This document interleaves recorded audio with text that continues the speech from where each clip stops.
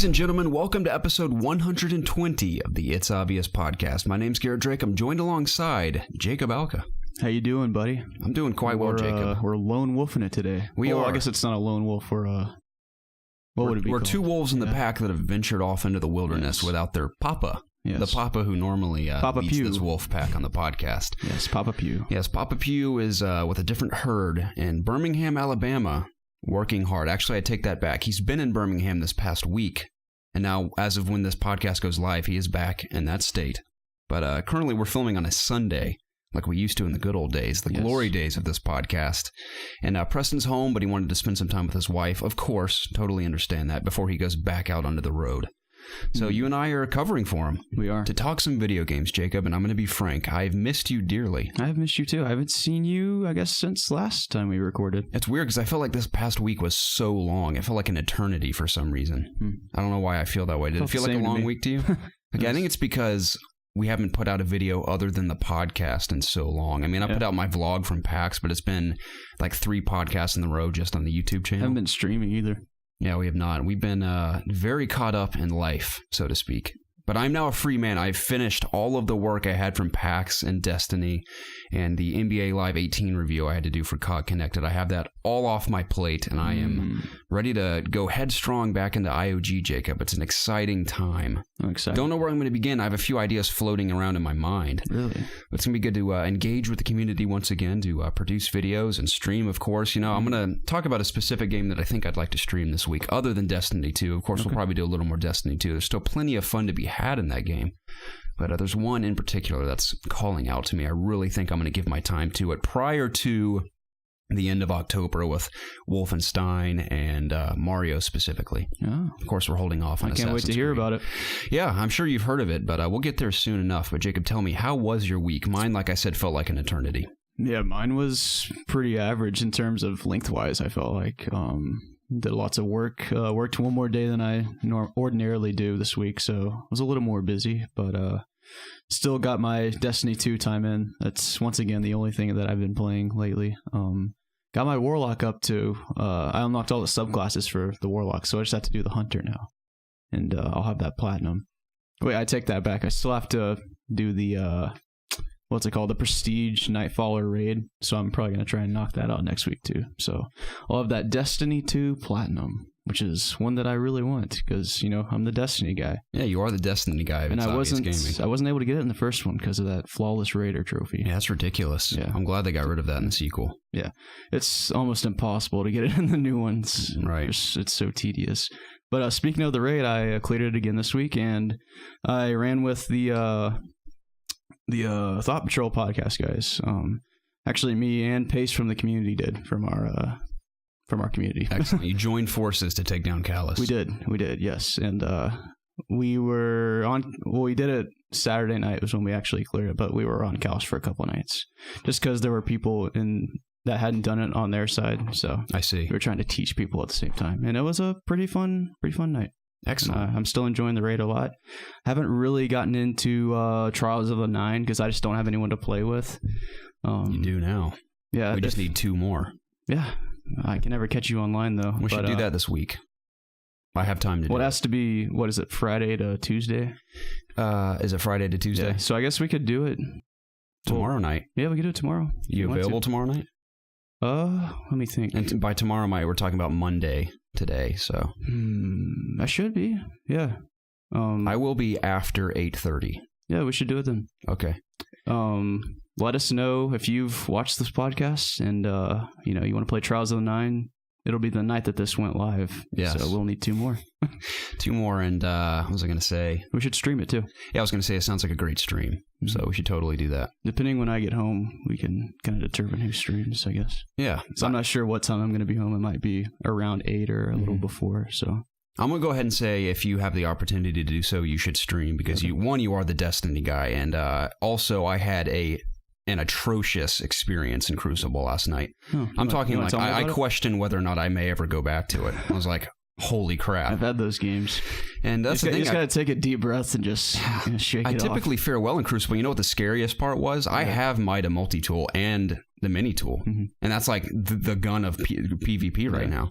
And I was like, what the hell I've been just trying happened? not to use it because I'm just so annoyed of, like, when I have played Trials, literally every single person was using Mida multi-tool. That's what's so funny is that I laughed out loud when I spawned into my first Crucible match last night. I guess all of us on my team, all 4 of us had the gun. I'm like, that's classic. Have you gotten Uriel's gift yet? It's an Amalon auto rifle. Maybe. You know what Amalon is? The one with like the liquid, the liquid guns? stuff, yeah. I really like that brand. Yeah, that auto rifle apparently is really good. Okay, I've been trying to get it, but I just can't get. I haven't been able to get that. The Better Devil's hand cannon from the Crucible vendor. I haven't gotten the Vanguard Scout rifle. All these are really great weapons. I just can't get them. I have the Vanguard Scout rifle. Yeah, the one that goes like. Yeah, that's a good one. That's a good sound effect. Did you do the sound effect for the game? Yeah. Why didn't you tell me that, dude? I'm modest, you know. That's awesome. I knew I loved that sound. I'm like, something about that sound really sexually provokes me, and now I understand why. Keep in mind that Scout is really good in the raid. I've seen a lot of people use it and have good success with it. So I imagine I'd need to infuse that bad boy because I've had him since like halfway through the campaign. Yeah. I mean, if you don't like it, you don't like it. But I do like that. Just trying to give you some advice. I hear the Vanguard Pulse rifle is really good in PvP. Yeah, the Nightshade. I've been using that one. Okay. It's actually my like go-to primary in the raid. Excellent. In Crucible last night, it was one of those situations where I just exploded every 5 seconds. Something was blowing me up every 2 seconds, and I did not know what was happening. And it got to a point where it's just comedic. I was laughing. I was like, I've blown up so many times in a row. I don't know where all these explosions are coming from, but I exploded many times. What game type were you playing?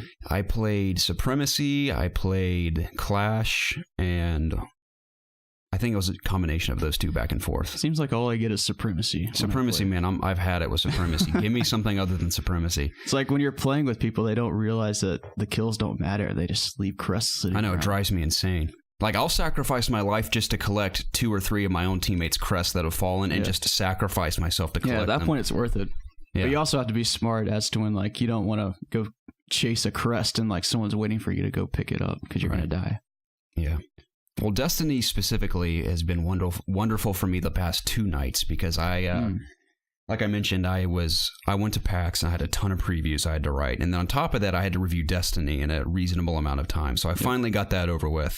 It's like, oh, that's off my plate finally. But then I remembered I also needed to review NBA Live 18 because I went to that preview event over the summer. I think it was September, maybe? Not September.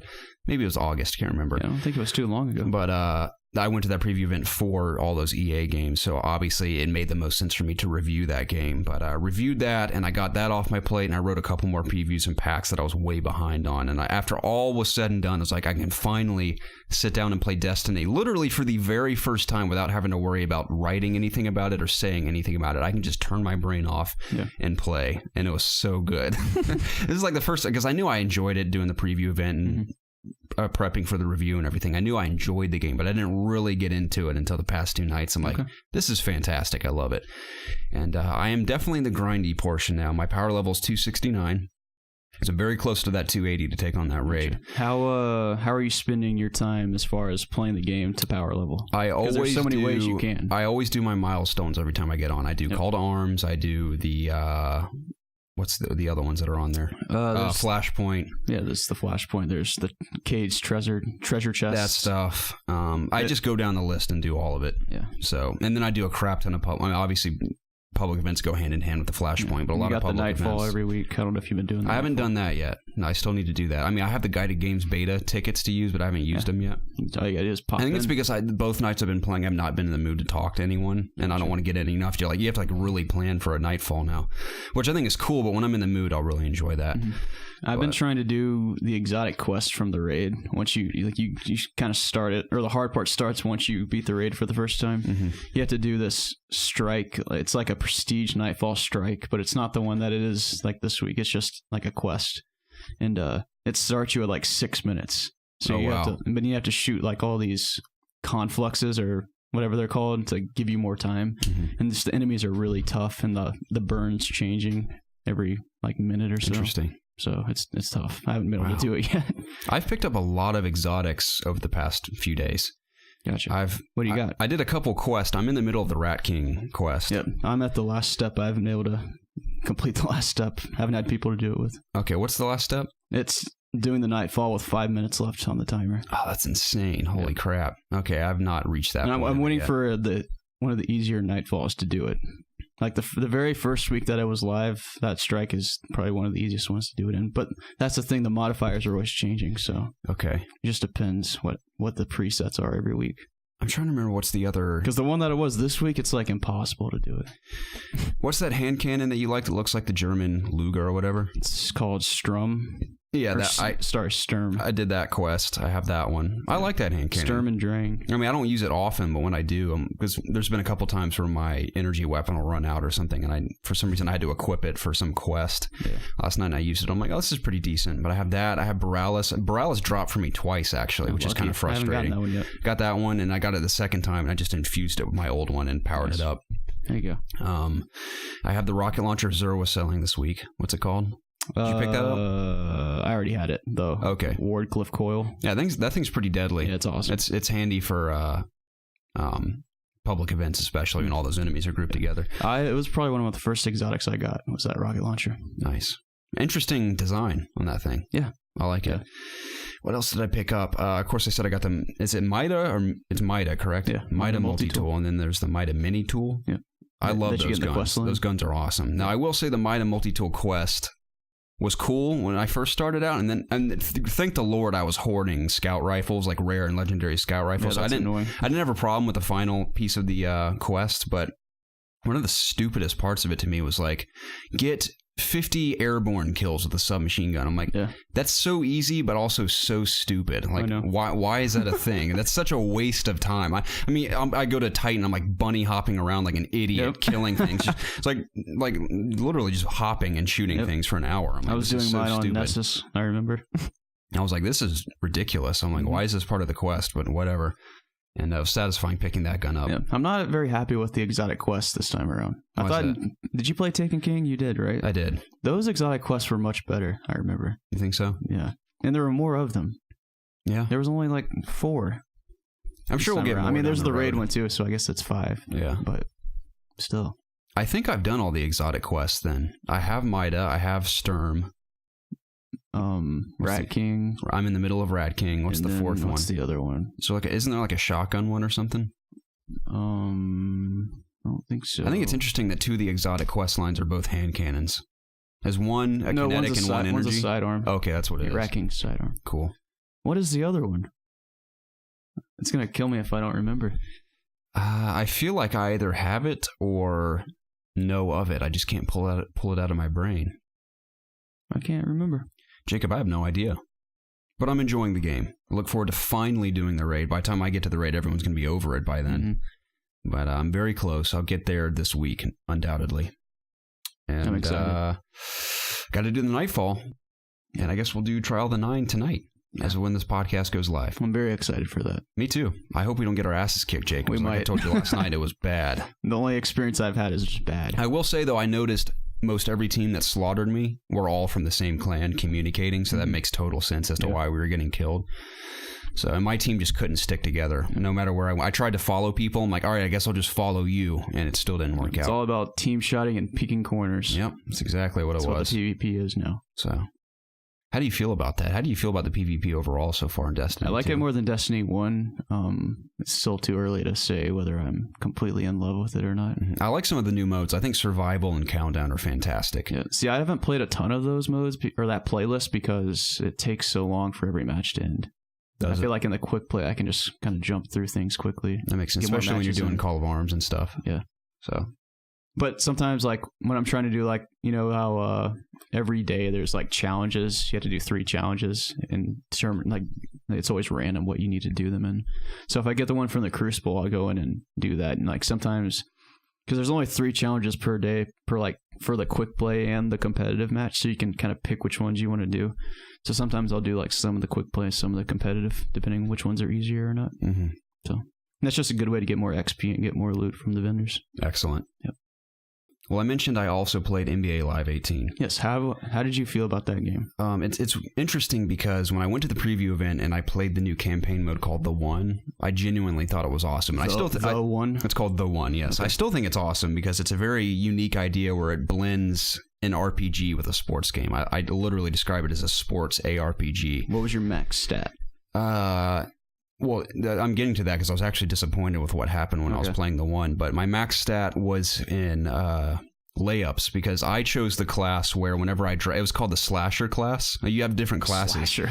And I chose the slasher class where whenever I drive to the basket, I have like additional attributes that help me get there unscathed, essentially. I mean, people can still block me and stop me, but whenever I drive, I have a little more power than some other players. And I really wanted to immerse myself as much as possible into this for some reason, just to have fun with it. So the first step I took was using the EA face scan app to put my face into the game. Did you see our Instagram post for this? I don't know. Jacob, it is astounding how accurate it was. I'll show you my character before you leave today. I was like, that literally looks exactly like me. It's the craziest thing. Now, the features that do look like me are just purely the face, like the forehead, eyebrows, eyes, nose, mouth, chin. But as soon as you hit the ears and like the neck, it all is like the default character. Like my neck is like really thick, which obviously doesn't look like a neck. Have you put it in the Discord? I don't think I have. I should probably do that. But it's amazing how accurate it is. So I'm like, man, that looks just like me. I'm like, I might as well do my actual height and stuff too. So I did 6'2", and like I think the lowest weight I could do was 165. And I actually weighed recently for a checkup I weigh 154. So I'm like, man, I'm like tiny. I'm like a twig. I was like, man, it's funny because today I worked out. I was like, I really need to put on some more muscle because I haven't been able to work out in weeks because I've either been completely exhausted or I've just had so much work to do that the last thing I want to do is exercise. Yeah. And it's funny too, just a side note, how when I was working out with you consistently, I hit a point where whenever I did work out, it didn't matter how hard I was going or how long we would run. You and I would run close to 5 miles or more sometimes when I was really doing it with you. That complex, yeah. Yeah, and I would actually feel good during and afterwards. I'm like, man, that was a good workout, and I feel great. But me working out sporadically like I have been the past couple months, it is death every time I try to work out. Like today, all I did was I think maybe 100 push-ups and like 100 sit-ups, and I ran a mile. I couldn't even run half a mile without falling over, gasping for air. Now, granted, I don't like jog when I run a mile. I like almost sprint because I really want to get something out of it. I like sprinting miles too. So I practically killed myself today just barely doing anything. So I'm trying to get back in the habit of going to bed at a decent hour and exercising at the very least 3 times a week, if not more. Yeah. What do you set your treadmill to when you sprint a mile? I stick around 7.5, and then towards the end, like the last like 85 to the mile, I'll do like 9 or above, just like really go hard. Yeah, like one time I did like 8.5 for the whole mile. I was like, that's gassed. brutal. And I have shorter legs than you, so that's brutal. I mean, I probably also have more muscle in my legs, so I don't know how. You definitely do. I don't know if it would be easier for me or not, but sometimes I look at my legs, I'm like, man, I straight up look like a chicken. Yeah, you can mistake me for a chicken. See, I admire your legs because you can wear the pants that I want to wear. But what kind of pants are those? I don't know. You wear like tighter pants. Okay. And I can't really. What's the thing? You feel like I do wear tighter pants anyway, but I have thick legs. Jacob, so you and I are on a level to where we can understand each other when I say this. Yes. Your ass and your jeans, Jacob, it's something to behold. I'm not even kidding. I don't agree. I'll see people's butts. I'm like, that's a great looking butt, Jacob, but I'll be the first to admit you have one of the best looking butts I've ever seen in a pair of pants. Well, thank you, man. Now, I'm not trying to like boost your morale or your ego here. I mean, that's just the honest truth. I mean, people have told me that before, but I still just don't agree. I don't know why. I think everyone's had a taste too from this community from the Spider-Man video.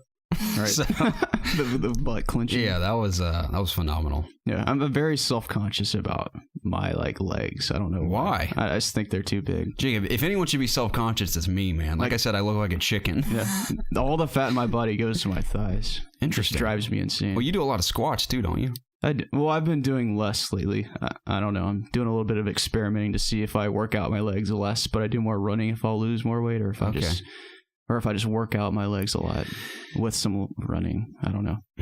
Because I don't want them to be like muscular big. Yeah. Because I want them to be small. So I'm just trying So you're not going for like Elliot thighs? No, Elliot has like mountain thighs. I mean, those things scare me. Those are almost so huge to the point where they actually frighten me. Yeah. Now you could crush a watermelon between his legs. Yeah. It's amazing. Probably both of my thighs together aren't even as big as one of his. Imagine what he could do with a human skull if he had to. Yeah, he could just crush them in his thighs. Explode. Man, it's funny you're talking about weight all of a sudden, because I've hit a point in my life where I'm still obviously very thin to a point where I'm like, I have no excuse to not get ripped, because I have like a perfect starting point to just build. And you know, if some people have to lose weight and then build, I'm at the point where like I have no excuse. I should be working out daily to build muscle. Yeah. See, I don't know how, like, because I assume you don't eat enough food to build a lot of muscle. I don't know. Because I've never been on that side of the scale. I've always been like, oh, I'm eating too much. I'm getting a little chubby. Maybe I should stop eating. I've never had to gain weight. When you and I were working out consistently, obviously when you work out that often, you're very hungry a lot of the time. So I was eating enough to where I genuinely did build a decent amount of muscle. That's easily the most muscle I've ever had when we lived in that apartment. That's true. The more you the harder you work, the more hungry you're going to be. That's just nature. But I've hit a point where I'm like paranoid that, everyone says when you hit your mid-20s and you get into your 30s, you start gaining a lot more weight really easily. And I'm like horrified that I'm just going to get like grotesque at some point, because I eat a lot of crap. I'm the first to admit. I do, but maybe I exaggerate a little bit, but I do eat a lot of fast food. And I don't eat like greasy fast food that often. I mean, of course I have Taco Bell once or twice a week max, but if I go to Chick-fil-A, for example, I tend to stick to the wrap, which is a little cleaner. If I go to Wendy's, I like to get like a grilled chicken sandwich instead of like a cheeseburger. See, I probably have Chick-fil-A breakfast twice a week, and then I have Taco Bell at least once or twice a week. So yeah, I have at Starbucks nearly every morning. It depends on how hungry I am. I'll do one of two things. I always get my dark roast coffee and it's called the reduced fat turkey bacon egg white thing. Reduced fat. Yeah, everything there says reduced fat on the menu for some reason. Now I also get the reduced fat coffee cake, which, believe it or not, is better than the actual coffee cake to me. Really? There's a lot more cinnamon and sugar on there. And miraculously, it's less make calories. Up for less of the bread, I guess. I guess so. But it's typically what I get for breakfast every morning. But yeah, I'm like, I need to exercise because I don't want to get fat. Gotcha. I don't think you need to worry about being fat for a while. I hope not, dude. I'm like, I couldn't picture you ever gaining weight, if that makes sense. That's what scares me. Like just from eating, I can't. Because I can't picture that either. But what if I did? Have you ever seen yourself gain weight just from eating a lot? Not yet. Yeah, never in your life have you just seen you just never just looked down and been like, damn, I'm gaining weight. Not yet, but I'm scared that day will come sooner than later. So I'm like, because even your dad's he's pretty slim, and your mom too. I guess, but I don't know. I'm just losing my mind, Jacob. Yeah, I could be. How did we get on that subject? I don't know. We were talking about exercise. We were talking about something NBA Live. Oh, yes. So my character was 6'2", and I somehow managed to overlook the fact that everyone in the NBA is at least 6'5" or above. So when I'm playing these games, I look like a tiny little ant compared to all these other players. And of course, I chose the class where I drive to the basket, and I'm so tiny that it rarely works out in my favor because the center or forward standing in my path are twice my size and block me every time. But anyway, campaign mode's cool. You start out in the streets and you build up your reputation, and you eventually get drafted into the league and blah, blah, blah, blah, blah. So when I did the preview event, it all went smoothly. I got drafted to the Dallas Mavericks, and my career in the NBA began. And you have perks and stuff where you make your loadouts like, oh, this perk gives me extra stamina on a fast break, or this perk helps me steal easier, that kind of stuff. So it's interesting in that sense. I'm like, this is very unique. Now, the mechanics and stuff themselves are a little clunky, still a little janky compared to NBA 2K games. So it didn't work out so well in that department. But the most disappointing part was I was playing through the one. I'm like, wow, I'm actually enjoying this. I'm like, of course, like I said, the mechanics aren't perfect, but the gameplay itself is pretty enjoyable. And I get to the draft, and I'm like, I can't wait to see who I get drafted to this time. And every time I access the draft, the entire application would shut down and be like, error. Like, oh, that has to just be my PlayStation. Has to be a fluke. Did it again. Error. I did it 15 times in a row. Every time I hit draft, it would crash the entire app. Really? And I got to be honest, I was actually happy about this because as I've been learning to review games, one of the most critical components is being critical of a game. It's very easy for me to praise a game and not really tear it down too much because that's just who I am. It's like I have a very hard time criticizing people, especially knowing that PR people, developers, they all read these reviews, like all of them. And I assumed like that's obvious. They want to read the reviews of the games they've created. But I didn't think they would pay that attention to COG Connected. But as I mentioned in recent weeks, I realized just how big COG is. And so I'm like horrified to, at first I was horrified to like be really critical of a game. It's like, I don't want to be mean, but I'm like, that's just part of the job. That's just what it is. So the more I've been reviewing games, the more I've been less afraid to be critical. So when this happened, I was like almost thankful because I was like, this gives me the perfect reason to like really be critical of something for once. Yeah. And so I notched like ton of points off because of that. I mean, I gave it a 70 out of 10, which equals out to like a 7 out of 10. So it's still good because everything else in the game was really good. It's just the mechanics were a bit janky, and that one feature where it just crashes the app to where it's literally unplayable for the majority of that campaign mode. I'm like, that's almost detrimental to the game. Yeah, that's horrible. So how does it look visually? Visually, it looks very pretty. Like I mentioned, my character looked exactly like me. Because, tell me if I'm wrong, but the last one didn't look so good. No. Yeah, it was 2 years ago. This one was in development for 2 years. They took a break because obviously 2K was just weird. slaughtering them. Yeah, that's weird. Take a year off from basketball. Yeah. So the previous one, I think it was 2016. No, which one just came out? 18. It was 2016, I think. Yeah. And half the NBA players didn't even look like themselves. They looked ridiculous. So this time I remember around, seeing LeBron's face in that game, and it just looked so bad. Yeah. Mm-hmm. Looked like it was like glued on. Yeah. So all the faces look realistic. Visually, the game looks very pretty. It's just the way it performs isn't very good. And it crashed on me. So I'm like, well, that gives me an excuse to be a major critic now. So you never got to play like on the Dallas Mavericks or whatever? I did at the preview event, but not in the full game, which is so funny. It works at the preview event, and they launch the game, and it crashes. You'll never know who you were, what team you were on. I was hoping for the Hawks, obviously. I heard in an interview when I interviewed the lead designer of the game in San Francisco, he said that there's a way to sort of manipulate it to where, because they'll give you a few options and be like, I really like this team. They're like, all right, we'll see if we can like work our way into getting you onto that team. And because they know players want to play for their favorite team. So I probably could have played for the Hawks if I wanted to, which is what I was looking forward to. And of course, it tanked. Yeah. So that was my week in video games, Jacob. Nice. But tell me real quick before we move on to the rest of the video game portion of the podcast, how was life in general for you? I feel like we haven't really had a genuine conversation about life in a while. Yeah, we really haven't. What have I done lately? Hung out with Evan and Elliot this weekend. How'd that go? It was all right. Okay. What'd you guys go do? We just hung out at Evan's. Yeah, we were kind of just hanging out, just keeping it chill, if you know what I mean. I know exactly what you mean. But honestly, I didn't do anything that exciting this week. Forgive me, I'm trying to think here. You went to work. I did go to work. Played Destiny. Yeah, played a lot of Destiny.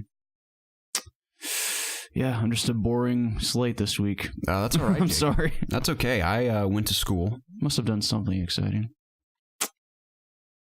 Did you eat an exciting meal of some sort? Went to Panda Express for the first time in a very long time. How was that?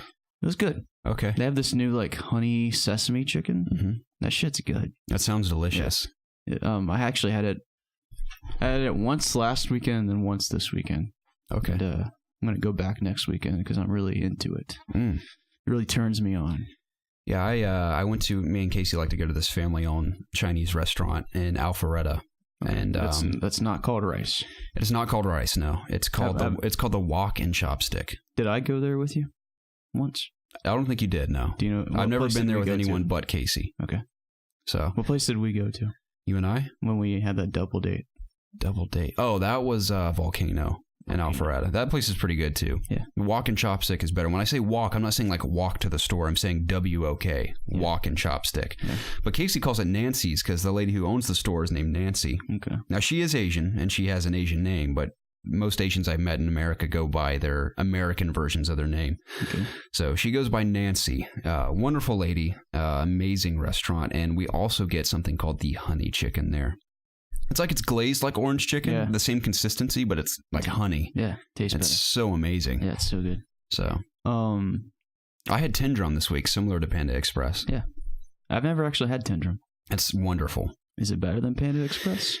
One could argue yes. I say you try it for yourself and then determine. It really depends on my mood. Now, I haven't had Panda Express in quite some time. I've been going to Tendrum exclusively for a while now. Gotcha. From my Chinese food fill. Mm-hmm. But. To each his own. Yeah, I'm still watching The Office. Are you? I watched an episode last night. I think I'm in season 5 or 6. Okay. Still really enjoying it. I think Michael just broke apart to start his own paper company. Nice. So that's where I am right now. That's an amazing arc in the show. I just watched the episode where he's dating that woman where the office convinces him that she's cheating on him. And he sends Dwight to follow her. And Dwight just hits on her the entire time. I don't remember this. I can't remember what season is this. I can't remember because my sister and I got Taco Bell last night and we're just going to turn on a random episode. And it was that one. So it was funny. I've been having this urge to go to GameStop, even though I don't need anything. Do you ever get those urges? I get that every single time I'm even within walking distance of a GameStop. Yeah. I'm like, I need to go in there for some reason. Because those new controllers are coming out, those clear ones. I'm like, I really want one of those, but I already have like 2 controllers that are perfectly fine. Right. I don't need to buy anything. I also just kind of like the atmosphere of GameStop. Yeah. I like the guys that work at the one that I go to a lot, so I always have a conversation when I walk in. I like those guys too. That was my favorite part of working at GameStop, is when people like us would come in and we just have cool conversations like that. Yeah. So everything else sucked, but that was fun. What's the next big game coming out on console? Is it like Shadow of War? Was Shadow of War pushed to November, or is it October? Because originally it was September. I think it's right before all the big games come out. Isn't it like October 23rd or something, or is it? I think it's before that. I can't remember. Is it beginning of the month? There's so many games coming out, I get them all mixed up. I guess you can I know it's before all the like Wolfenstein, Mario. Yeah, I know Wolfenstein, Mario, and Assassin's Creed are all the same day. It's like the 27th or something. Evil Within comes out on the 13th. Yawn. I'm excited for that. I won't get to play it when it first launches, but I'm going to play it at some point. And Destiny 2 PC's coming out that month. That is a nightmare. You're right. I need to figure out what day that is too. I originally thought that I was going to pick up Destiny 2 PC right when it came out, but I think I'm going to wait a little while. Because I'm still nicking away. I'm still nicking away at console. I want to platinum the game. That's going to take plenty of time, and I'm about to gush all over a game I want to play in between now and when Wolfenstein and all that comes out. Gotcha. So, you find the date? I'm trying. Did you just type in Shadow of War release date? I typed in Destiny 2 first. Oh. October 24th. Is that the same day as that Shadow of War? Wolfenstein's later, I think. I think it's... I don't know, maybe? I mean, is Wolfenstein in November or October? Wolfenstein's the end of October with Mario. Well, I think that's the last Tuesday in October, so... What a day that's going to be. Wolfenstein and Odyssey on the same day. Let's see. And Destiny 2 and Assassin's Creed.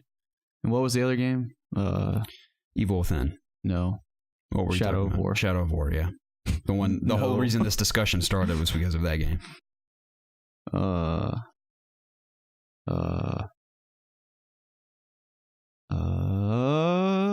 October 10th. October 10th. I knew it was towards the beginning. So a couple weeks, I think. Yeah.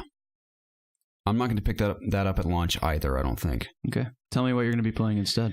Divinity Original Sin 2. I've heard a lot of buzz about this game. Dude. It's been in early, or what's it called? Early access? Yeah, early access. For a while? Yeah. Yeah, so I think it's officially out now, if I'm not mistaken. I think it is. Tell me more about this game.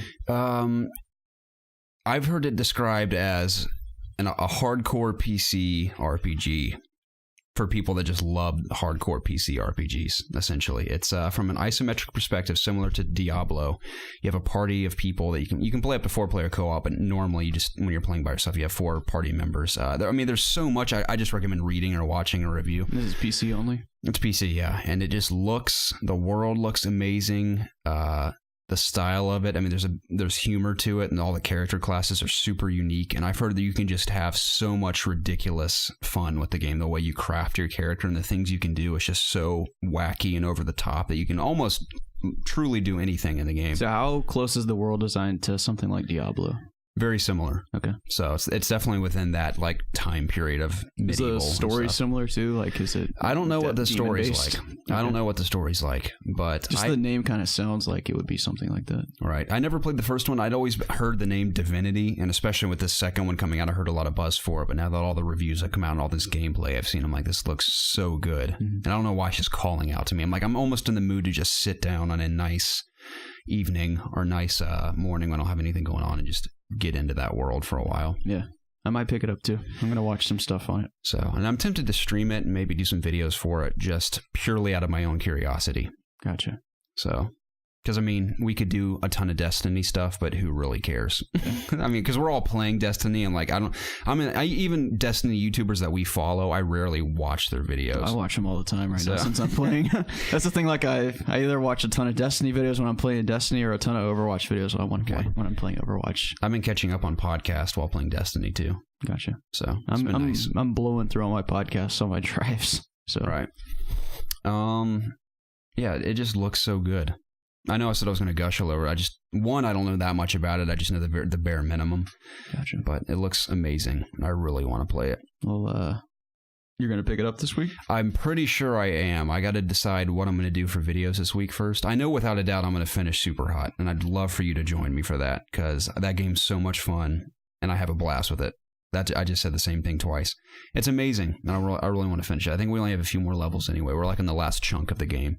Okay. I want to knock that out. Divinity, I'd love to stream. I know we're going to stream is it Trials of the Nine or Trial of the Nine? Trials, plural. Trials of the Nine. Yeah, it's not just one trial. That'll be a thing. What else? I just want to get those Trials weapons. They look so good. They do. Have you seen the gear too? I haven't seen the gear. Oh, the Titan gear looks so sexy. I'm excited to see it. Yeah. We got to win games though. Cool. That's the hard part. Yeah, I think I'm going to go balls deep in that game this week, Jacob. Okay. When I have free time. Do it. Like I said, I still want to crank out videos because it's been a while for It's Obvious Gaming, but I think I'm going to get into that. You won't do it. I am. Truly. I'm going to download it tonight because I'm going to be gone. I'm going to Casey's tonight and I won't be back till tomorrow night. So I'm going to have it download while I'm gone, and it'll be prepared for me Tuesday morning. Okay. I'm going to get into it then. Okay. Nice cup of coffee. It's going to be a great time, Jacob. You like playing an RPG with a cup of coffee? I do. It's a great experience. I haven't been drinking a lot of coffee lately, though. Only when I go to Chick-fil-A. Do you know I've been so tired recently that even coffee can't wake me up? That's bad. Yeah, so I'm trying to... I thought you were getting more sleep. I stayed up for the longest stretch I've stayed up for in a very long time when I worked at the Crimson Moon a couple weekends ago, and then I had to finish the Destiny video review all night long. Took me all night, and then I went to Brownsbridge to run sound. And then after that, I helped Marcelo tear down most of the transit room for them to start all that construction. And that went deep into the afternoon till about 3 o'clock. And all things considered, all those hours added up to, I think it was 39. I was up for 39 hours straight. Wow. It was ridiculous. And I couldn't even think straight for obvious reasons. Yeah. That's insane. Yeah, so, and then I went to bed and then woke up because I did just fall asleep when I got home at like 4:30 in the afternoon because I was so tired. I was like, I'm going to take a little nap and then go to bed at a decent hour again. No, you just pass out. I took a nap and I woke up at like 9 o'clock and then went back to bed at 3 a.m. and then woke up again at 6 for school, and it was just off. I'm finally caught back on like a semi-normal schedule again, but that really effed me up for a few days. I'm going to try and get more than 4 hours of sleep tonight. I would like to do the same. I gotta get up at 4 a.m. and I have a problem with trying to go to sleep before midnight. Yeah, me too. That's a huge habit of mine to always go to bed after midnight. I'm going to try and be in bed by 10 tonight. That'd be very mature of you. Yeah. See, I want to do that so bad, but I feel so weird when I get in bed that early. I feel like an old man or something. I don't like it, but I have to do it. It's or I'm just going to feel bad. Right. We're getting older. We got to think about our bodies a little more. Exactly. That's why I'm trying to exercise more.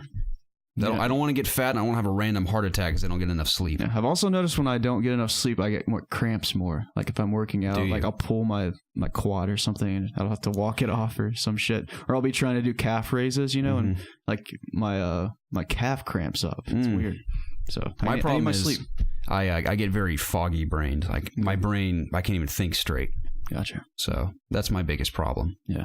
I try to think like... And you're an idiot already, so... Exactly. It's a huge issue I have, so... And I struggle to write things and even do my schoolwork sometimes because I'm so out of it. I need to fix that. You will. Anyway, Jacob, you want to get into this podcast? It's been yes, please. 40-ish minutes. Yes, let's start this. I can't read that from here. Can you read that? I think I might need glasses. I've been saying that for weeks now. Am I supposed to look at the time? Exactly 40 minutes. Yeah, at least from our timer. I can't see the time from here. I see it's 5-something. 5-something? Oh, I'm not looking at like the time of day. Oh, I'm looking at the time on the podcast there. Gotcha. Well, I can't see that. Yeah, it's 40 minutes. Anyway, this is the It's Obvious podcast where my best friends and I gather every single week to discuss video games. Now, we hardly discuss video games for this first 40 minutes. And I meant to say at the beginning, if you're a first timer, there are timestamps in the description below. That's on Spotify, iTunes, Google Play, Audio Boom, YouTube. It's all there, so you can click around. And if you don't want to hear us flirt for 40 minutes, you can just jump right into the meat and potatoes of the podcast. Whatever happened to me doing the time codes? I'm going to be honest with you, Jacob. Were they There wrong? was like 6 or 7 times in a row where they were off by like 15 minutes. And I was like, really? I'll just scrub through it How's from that? now on. I don't know. I was amazed. I was like, how could it be this off? I don't know. But it was off by like 15 minutes. It'd be one thing if it was off by like 30 seconds. It's not a big deal, That's but weird. it was off by like 15 minutes. Sometimes I wouldn't put them on there because I would just forget. But Yeah, I totally get that. It's hard to remember. But they are there for those of you that wish to find them. And if you enjoy this podcast on any service aside from YouTube, we do encourage you guys to head on over to our YouTube channel at youtube.com/itsobviousgaming to check out our additional content, which has been lacking lately. But this week it's going to pick back up again. We're excited about it. But if you like what you see, we encourage you to subscribe and say hello in the comments because we'd like to hear from everyone tuning in around the world. And I know all of you around the world tune in because I look at our analytics and it amazes me from where some of you listen from. I'm talking like Vietnam, Singapore. There's like a few in Singapore. Nice. Recently, what was our biggest crowd again? There was a random city that like really it was like Brazil or something. Was it a foreign city? It was, yeah. I was like, wow, look at that. I thought maybe it was London or something. It's typically San Francisco is the biggest. There's like 300 from San Francisco a week. It's crazy because I don't speak to anyone that lives in San Francisco. And that's what's so funny because when I went to San Francisco, I'm like, I want to be in the city. I'd love to meet someone out there, and no one said anything. So if you're in San Francisco, leave a comment. Let us know. I'd love to hear from. I mean, anywhere. I mean, I know we have some Australians out there too. So that's pretty cool. We're here in North Georgia. Yep. Nothing Just exciting about this place. We have a new Walmart coming in down the street. We got traffic here. A lot of traffic. Are you excited or are you afraid of that Walmart coming in? I'm a bit of both. Yeah, both. I'm like a scared critter that's curious. I'm like on the edge of the woods, like wondering if I should go investigate. Yeah.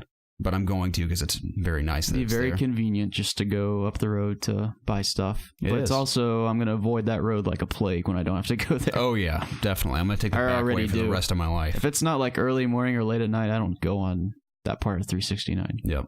Not worth it at all. No. Anyway, what else do I have to say at the beginning? Preston always does this. I mentioned YouTube. I mentioned the timestamps. What is he? He also says a bunch of other things. I don't know, dude. I kind of just don't listen when he says it. Yeah, I turn my brain off too. I just wait for the, hey man, what's the news? I'm more just thinking about what I have to do the rest of the day. Yeah, well, as always, we can't thank you guys enough for your continued support. Our content has been quite slow as of late, but we're back. At least I should say I'm back. I'm free again, and I'm so excited because this is what I love to do is contribute to this YouTube channel. Yeah. And the podcast beyond it, of course. You made it out from the other side. I have, yes. It was quite grueling, but very rewarding, and I know it will pay off in the long run. It's probably going to pick back up this fall, too. I can imagine. Maybe. I've told them that I'm so busy with school that even if I wanted to, I couldn't contribute that much. Like, It's Obvious Gaming, I put a lot of work into this channel, but it isn't nearly as tedious as doing something for COGs. I, really, really have to turn my brain on for COG, and for this, it's, mindless. Which I like about our content. It's just silly Let's Plays, and we talk about video games in the podcast. I just like how laid back it is. It's how I really... videos aren't very taxing to edit either, I imagine. No, unless I really go all out on the edits. But maybe the intros take a while sometimes. But yeah, other than that. The ones that always took the longest were all the horror walkthroughs we did because I would make those as ridiculous as possible. But yeah, it's how I not cope isn't the right word. It's how I guess blow off steam. Really, I just can relax and do some fun YouTube videos with my buddies. Gotcha. So it's nice. It's very stress relieving, I should say. Yeah. Let's start the show. Yeah, we should probably get to it now. But Jacob, this is the news. Express is not here to say it. Yeah. Hey, man. What's the news? Jacob, have you seen the Call of Duty World War II story trailer? I have. What'd you think? I'm excited. It looks intense. I know. I wasn't expecting... I mean, I knew that it was going to be revolving around the little squadron of guys or whatever, but I don't know. I wasn't expecting just from what we saw from the trailer to be as emotional, or I don't know.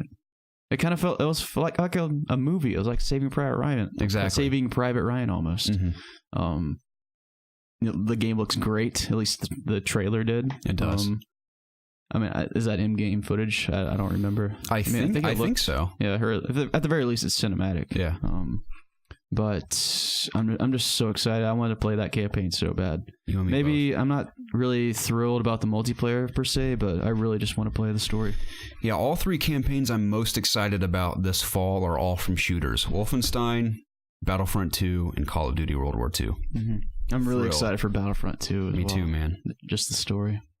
Gosh. Especially because I listened to the podcast from Kind of Funny where they were talking to one of the lead writers of Battlefront 2, which I really want to read his book, because the more I've gotten into actually getting my foot in the door of the industry, the more I become very interested in just the design aspect of video games. Okay. Because it amazes me, and it's like horrifying to these designers pour years of their, I know we've said this before, pour years of lives into these games, and they can just be torn down in an instant from reviewers. And no one will buy them because of that. It blows my mind. And that's when I take a step back. I'm like, how many critics, I know this isn't right to say, but sometimes this like eats away at my brain. Like, how many critics like really have the right to review games a certain way when they themselves, most of them, not all of them, most of them have no idea. Maybe they might have some clue, but mostly have no idea what goes into creating these games. And then they just judge the F out of them. I know a lot of people judge from like, I'm a gamer, I know what gamers like and don't like. I mean, I guess that's the mindset they have. But sometimes the thing, like, shouldn't like other game designers be the people reviewing games and not just people that just play them and don't know really what goes into them? I mean, I think it's fair.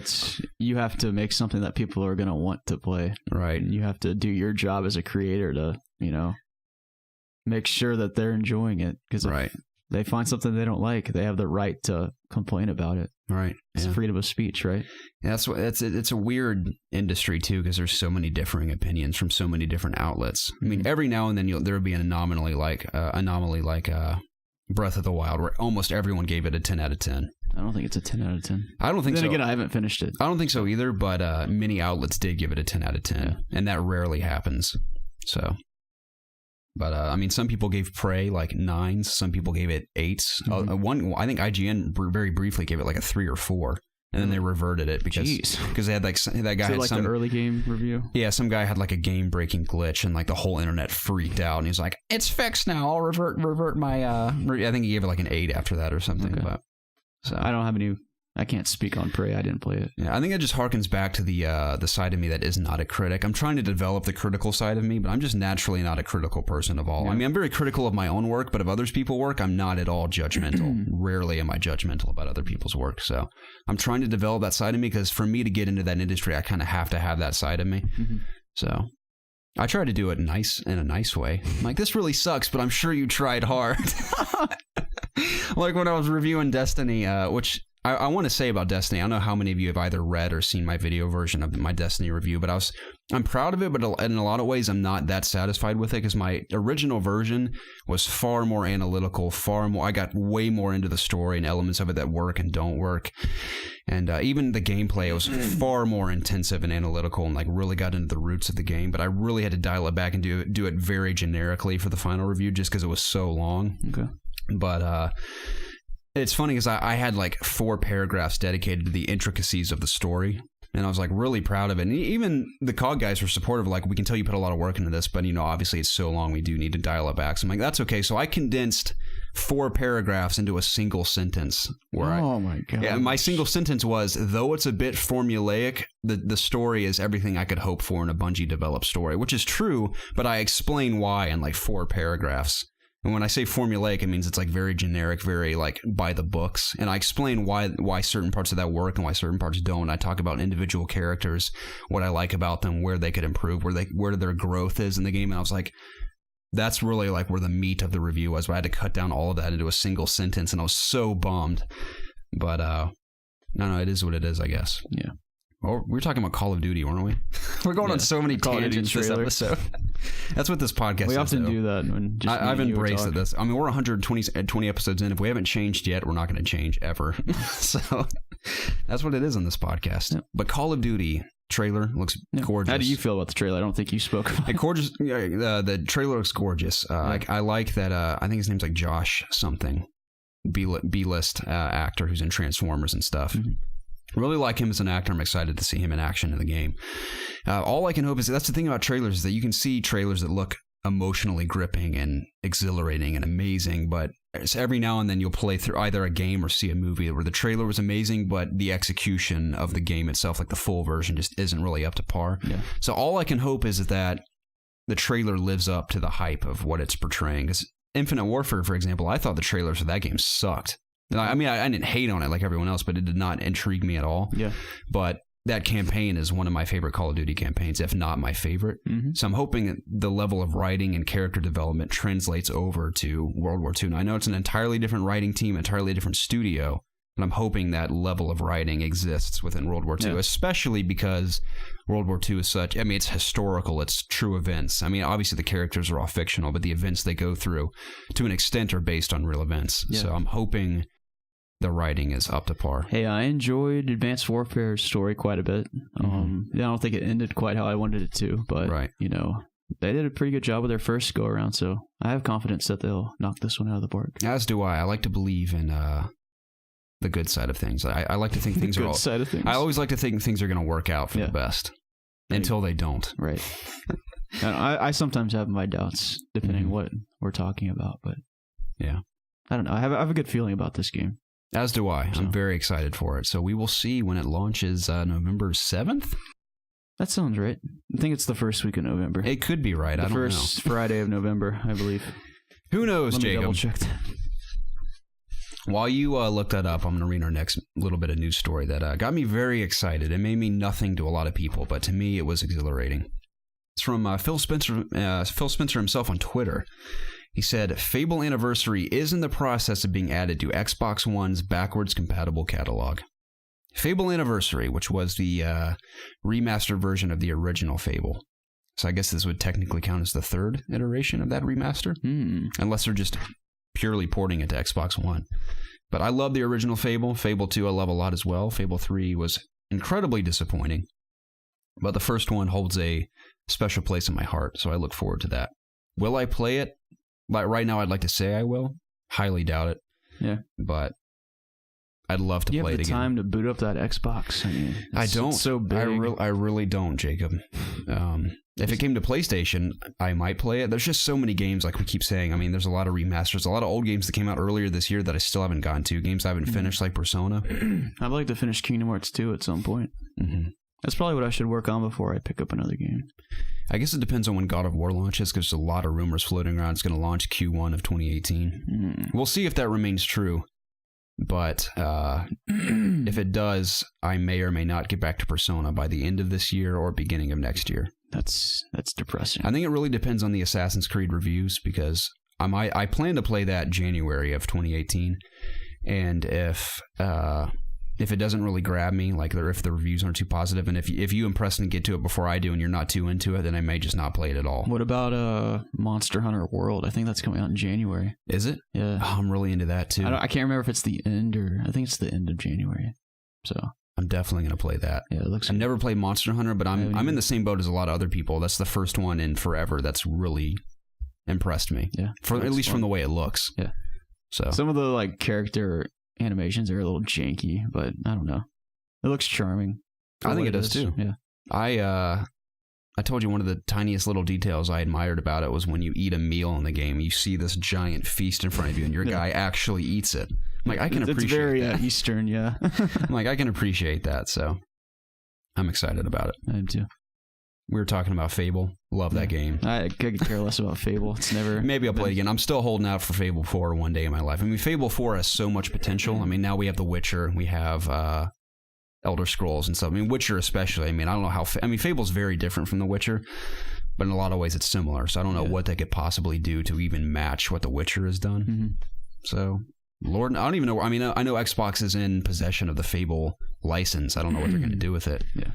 But by the way, Call of Duty World War II comes out November 3rd. November 3rd. A Friday. All my dates are completely off. I have no idea when anything's coming out.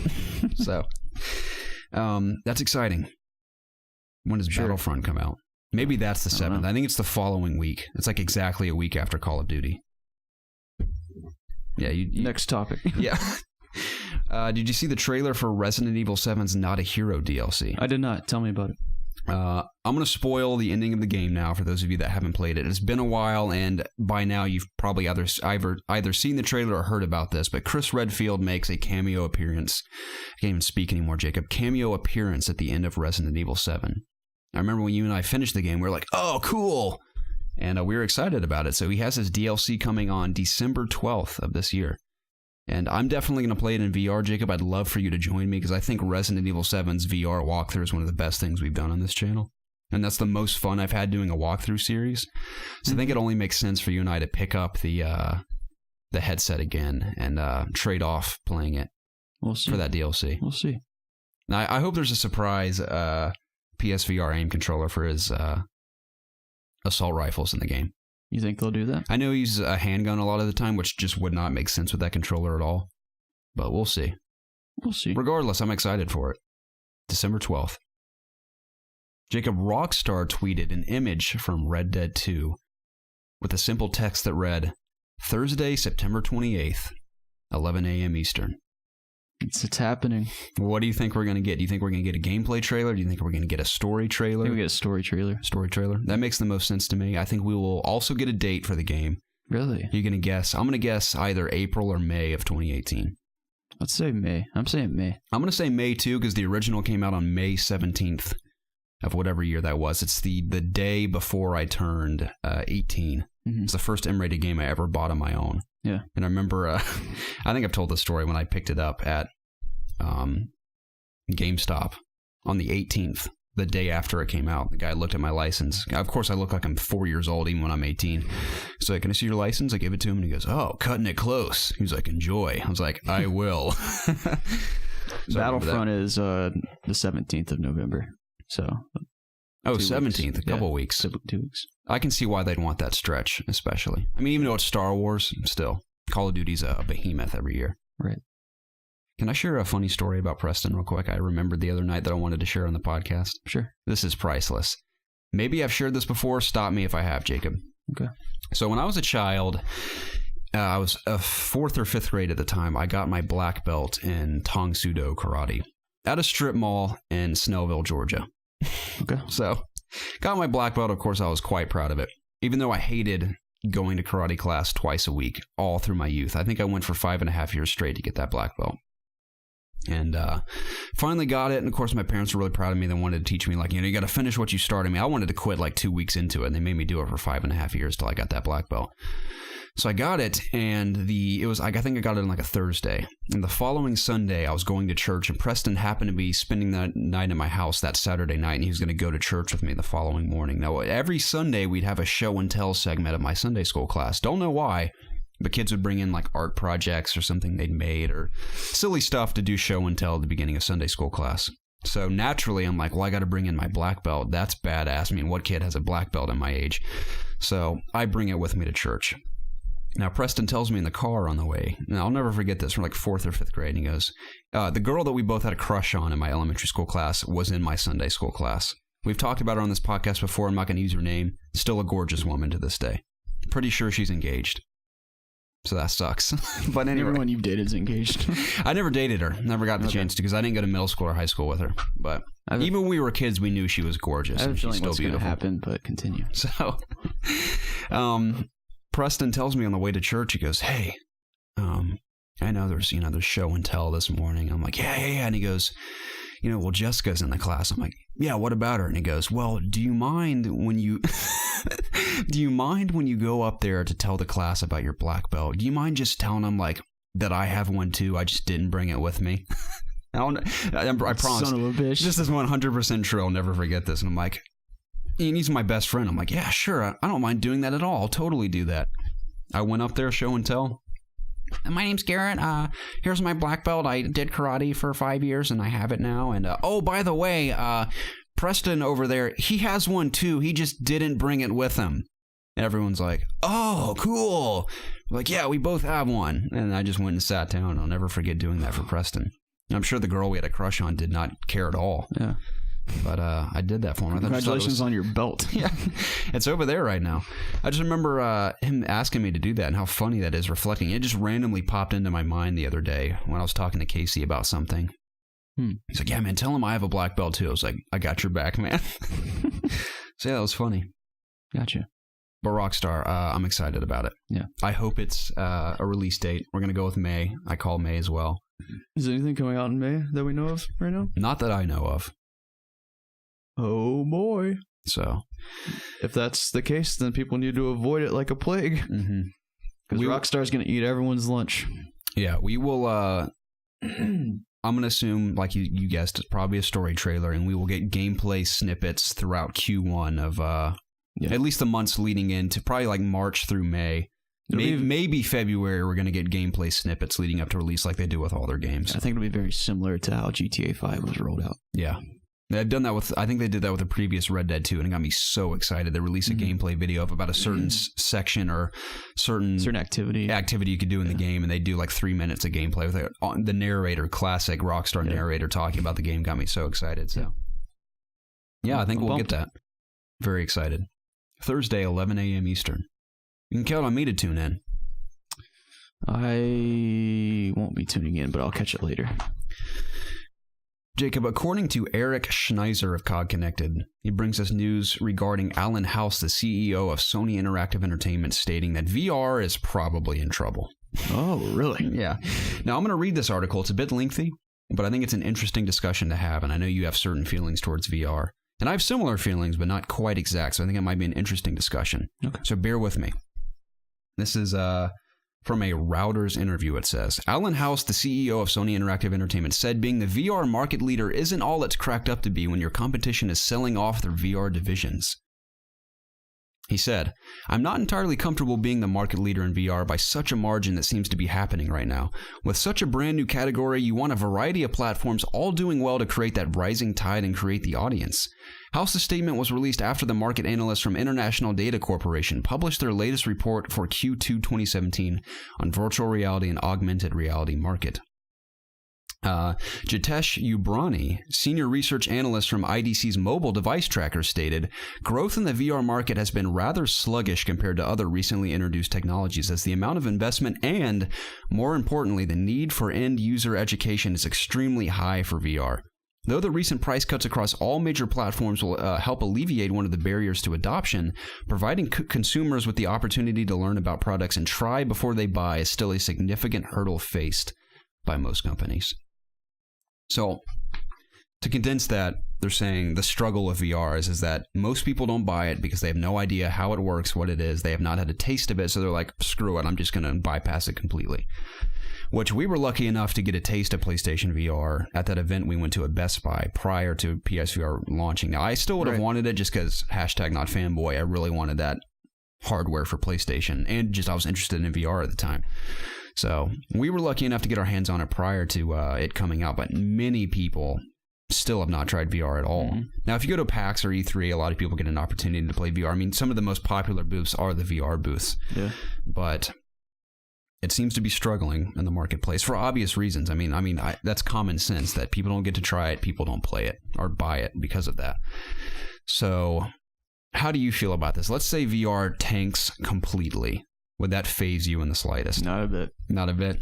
I think the biggest problem is that we have such awesome and nice looking games that we play on like our TVs or our computers that it's kind of, maybe it's kind of annoying, or more, for one thing, it's a hassle to set up most of these VR headsets. That's a big hurdle. Another thing is the VR games just don't look how games like other games that we're playing do. I know like a lot of people care a lot about how games look. You can't deny that. Not to say that the whole experience of playing a VR game isn't fun, or I just don't think there's been that killer game or experience that VR needs for people to buy it yet. And like you were saying, a lot of people still haven't tried it. It's something you really need to try before you can kind of try before you buy. Especially with the more expensive VR headsets for the PCs, like that's a big investment. It is. Then you're gonna have the hardware to back up the VR set as well. So yes, I will say from my end, I would be a little upset if VR tanked. Now, I don't think it's going to completely tank. I think there will be always a core audience there, especially now that the hardware exists. Now, as far as software development is concerned, I don't know how long that'll last if no one's buying VR. Yeah, I mean, developers, it takes obviously time to develop a game. Is it even worth it if, let's say, a few thousand people will play our game?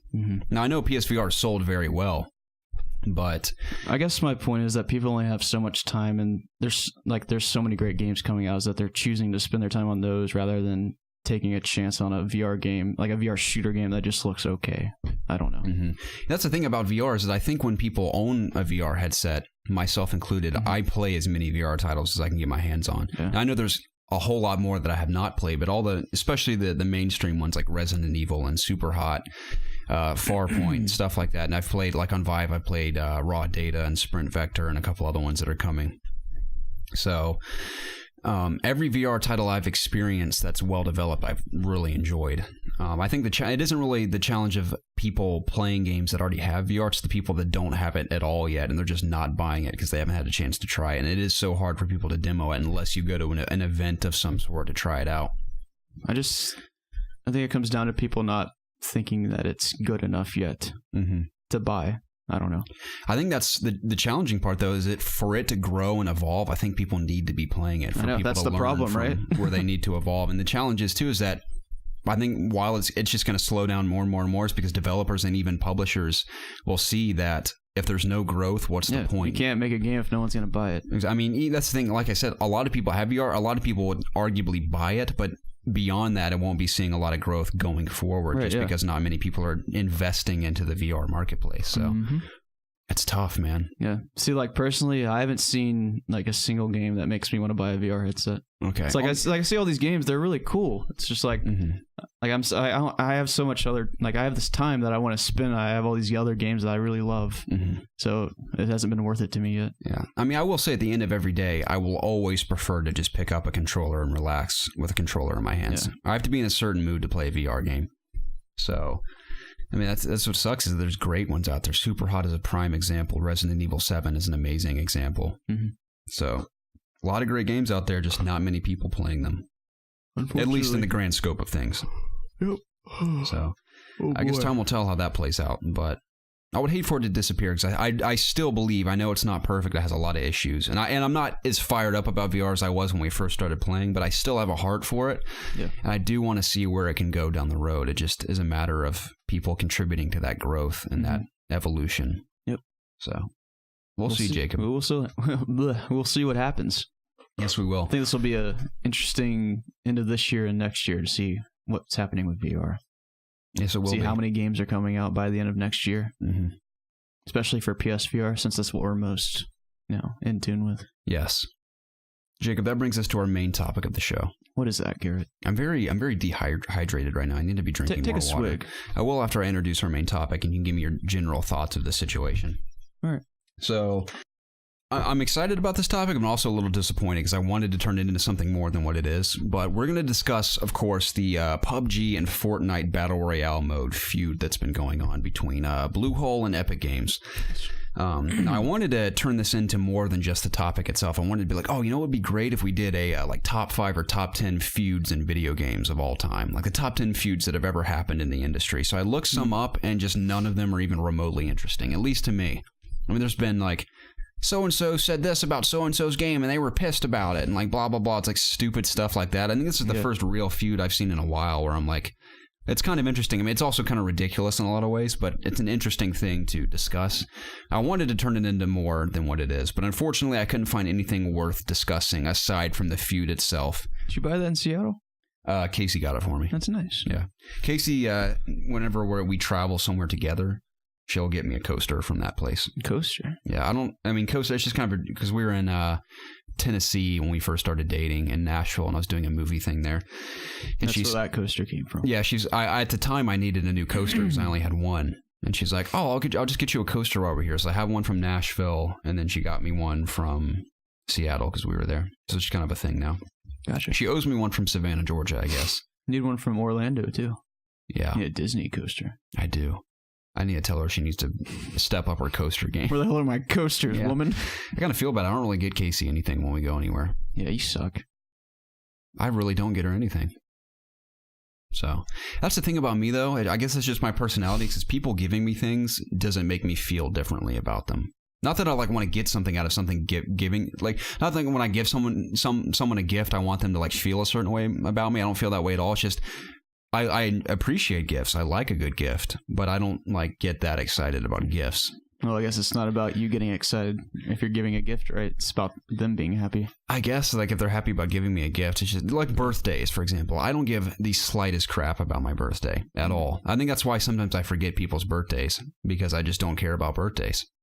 Maybe I'm a fool. Maybe I'm a terrible person. Thoughtless. Maybe I am. That's the thing. I celebrate people in different ways, like spending time with someone. Just it could be any time of day. Spank on the butt. Exactly. That's worth celebrating. I mean, I kiss you on the lips. That's how I show my affection. Right.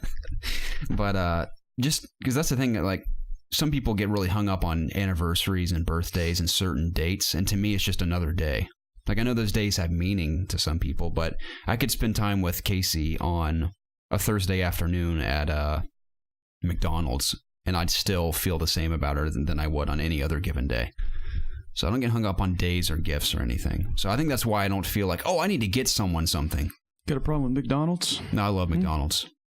Just some people wouldn't say it's quite as prestigious as other establishments. I haven't been to McDonald's in probably a year.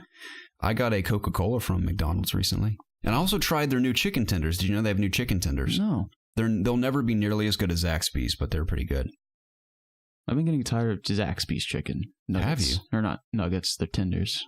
Yeah, they're just... Now riddle me this, Jacob. Have they been dry? Is that why you're getting sick of them? Because when they're juicy, they're irresistible. Yeah, they've been dry. You've been going to the X17 Zaxby's? Yeah. That Zaxby's sucks. Okay. You know how I know that? Because I've been going to a Zaxby's in Atlanta recently, and it opened my eyes to how good Zaxby's actually is in comparison to the one we normally go to. Gotcha. So that's unfortunate. Yeah, it's same thing with it. No, I love our Taco Bell here. It's typically really good, but the one in Atlanta is twice as good as the one we normally go to. And you know what's funny? The Zaxby's and Taco Bell are right next to each other in Atlanta. Yeah. Both brand new. Wow. I need to go down there. You do. I'd love to take you down there. I think Casey and I were talking. You need to come down and we need to see it with you. Didn't you already see it? I've seen it, but we really want to see it again. And I know you haven't seen it yet, and I think you need to see it. Do I need to see it? You do need to see it. It's a great movie. Looks a little freaky. That's the thing. It's not scary. At least to me, it's not scary at all. Doesn't he have big teeth? He has big teeth, but it's just... I don't like those teeth. To me, it's just kind of like, oh, cool. It's more like interesting. Does he eat someone, Garrett? He eats a lot of people. God, it's terrifying. Clown eating people. I mean, on paper, when I think about it, I'm like, yeah, that's horrifying. But when I see it... Is it gory? Or no? Yes. It is gory. Yeah. Okay. I didn't know that. Mm-hmm. I thought it was more of just like a spooky kind of movie. I mean, there's some spooks in there too. Yeah. But I'm not trying to play the cool guy like, oh, I don't get scared. I mean, I'm still scared of Signs. You give me aliens, man, like aliens that look like the ones from Signs, I'll crap my pants all day long. Mm-hmm. But I'm just not afraid of clowns. Even demon clowns I'm not afraid of. Uga's freaking me out over there on the blanket. Uga's he look because I'm thinking about the It clown, and like out of the corner of my eye, it looks like the It clown. Uga, huh? Yeah. He's got an ugly mug. It's a beautiful animal, Jacob. What are you talking about? Ugly mug. You saying American bulldogs are ugly? They're not the prettiest dogs. I will say I love them. I will say my favorite brand of bulldog is the English bulldog. Yeah. American bulldogs slobber and snort too much. English bulldogs are much cleaner. Yes. They look similar to American bulldogs, but they're cuter to me. French bulldogs are adorable as well, but I'm an English bulldog man myself. Gotcha. It's my dream dog. Because you're English. Not necessarily. Oh. I have English in my blood, but I'm full-blown American, but my heritage is from England, apparently. Well, you speak English, right? I speak the English English language. I'll speak American, damn it. So, I'd love a bulldog at some point. You want to talk about PUBG and Fortnite? We should. That's the main topic. Yeah. So, to bring everyone up to speed, if you haven't already heard about this feud, I'll keep it very brief and very simple for you.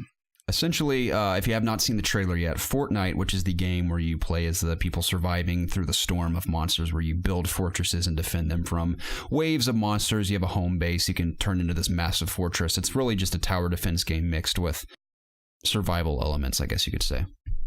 So I played a good bit of it when it went into early access for COG, and it was a good time. It's still in early access, correct? It is. It will be for a while, I believe. So, or at least it's been, I think, early access launched, and I think they want to get it out fully, like Q1 of next year, if I'm not mistaken, but it keeps fluctuating. Anyway, they just recently announced their new mode called Battle Royale, and they even say in the advertisement, the promotion, we are totally inspired by PUBG, we love that game, and we wanted to implement that style of gameplay into our own game because we think it would complement it. And their mode is undeniably very similar to PUBG. I mean, you fly in. I think you jump from like a plane or like a flying bus or something. I can't remember what it looks like. I haven't seen it. I haven't seen the trailer in a while, but you don't fly in on a parachute. You have a glider, but same thing. It's like a Zelda glider. Yeah, so you come in on a glider, you land. There's 100 people in the world, and you scavenge just like in PUBG for weapons. And now you can't. I don't think you can do anything cosmetically. It's just weapons. Okay. But the difference is you can build. There's the electric field that condenses everyone over time. And you can build stuff, but I think Preston made a good point. When I first saw the trailer, I'm like, wow, that's so cool. It's like PUBG with a building mechanic. You can build your own fortress and defend it from people that are coming to attack you. But Preston made a good point. If that wall's coming in to kill everyone, what's the point of building anything? Maybe building at the end is beneficial. I guess at the very end, like maybe while you're moving forward, you're just collecting materials over time. And then when you get to that final battle, you can just build a little fortress and defend it or something. I don't know. Mm-hmm. Anyway, it's like, I wouldn't call it a dumbed down version, but PUBG, for example, you can apply clothing and pieces of armor, and there's health packs and different weapons and Are there health packs in Fortnite? I don't know if there is in Fortnite. I think there is in Fortnite. I feel like there needs to be. There has to be. I think there is. I haven't played in a while. But maybe they put it in for this mode. Yeah, for the most part, it looks and plays nearly the same to PUBG. There's a few differences here and there. Well, Bluehole, the company who has developed PUBG with this Brendan guy, I think I haven't done my research, forgive me. Brendan, I think he lives in South Korea, because South Korea is where correct. Like PUBG's based, apparently. I had no idea that's where it was. So Brendan, Mr. PlayerUnknown himself, when this PR statement came out from Bluehole, was off. I think he was at TGS or something. Okay. So they released a statement saying that they were upset with Epic Games' Fortnite Battle Royale mode due to the extreme similarities, and they were considering taking further action, legal action essentially, towards Epic Games for this. Now, that was the basic story, that PUBG's pissed because Epic Games ripped them off their game type, and PUBG thinks they're copying them and blah, blah, blah. And then people were making arguments like, oh, well, H1Z1 King of the Hill did it before PUBG, and then, DayZ did it before them, and blah, blah, blah, blah, blah. It's like they have no right to complain. Everyone copies everyone in games and movies and everything. Look how excited everyone was for DayZ. Yeah. I mean, that game kind of faded away. Yeah, it did fade away. It's just funny because I just stopped hearing about it, and that game blew my mind for a while, even though it was an Arma 2 mod or whatever. Mm-hmm. So everyone was just, I mean, I thought it was a silly story anyway. I'm like, this is ridiculous.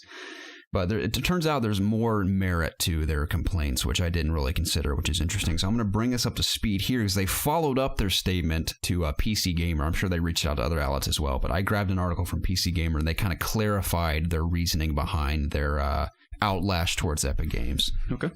So Bluehole contacted PC Gamer to follow up their initial statement. They also stated, PUBG was used to promote Epic's Battle Royale game, quote, without our knowledge.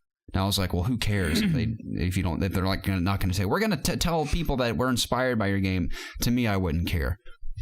But they went on to say the VP and executive producer C.H. Kim said, quote, we use Unreal Engine to develop PUBG, and we pay a large amount of royalties based on the size of our success to Epic Games.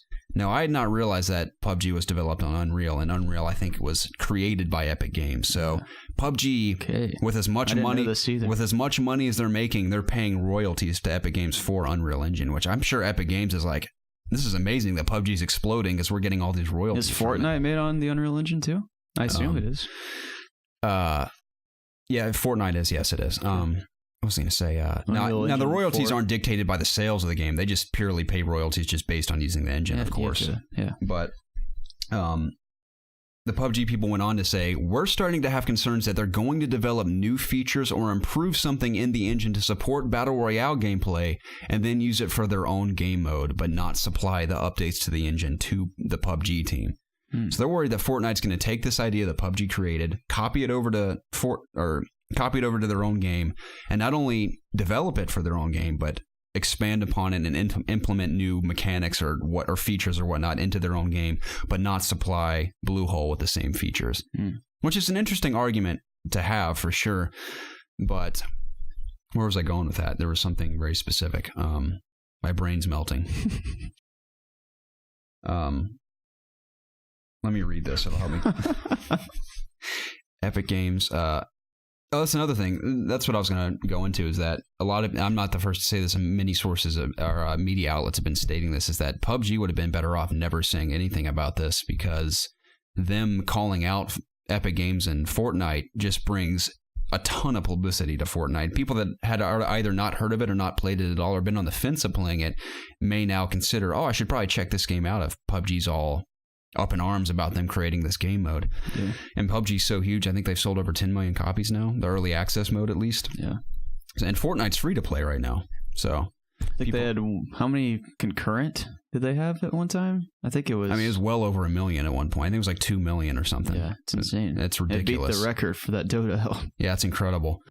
So I think, people have been saying, PUBG bringing all this publicity to Fortnite is only going to hurt them more. Not that anyone's going to stop playing PUBG because people still love that game. I still want to play that game. I've played Fortnite and I don't even really feel that compelled to play Battle Royale because I'm like, I already love PUBG. I don't love Fortnite enough to me to want to try that mode. Yeah, that's the thing. I think people are going to recognize that PUBG is, it's kind of like, this might be a bad example, but there's League of Legends and there's Dota too.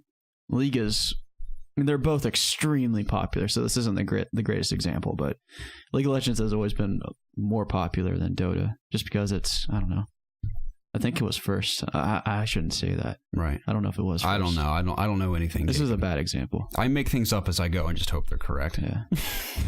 Let me know if that's wrong. Okay. That was a bad example.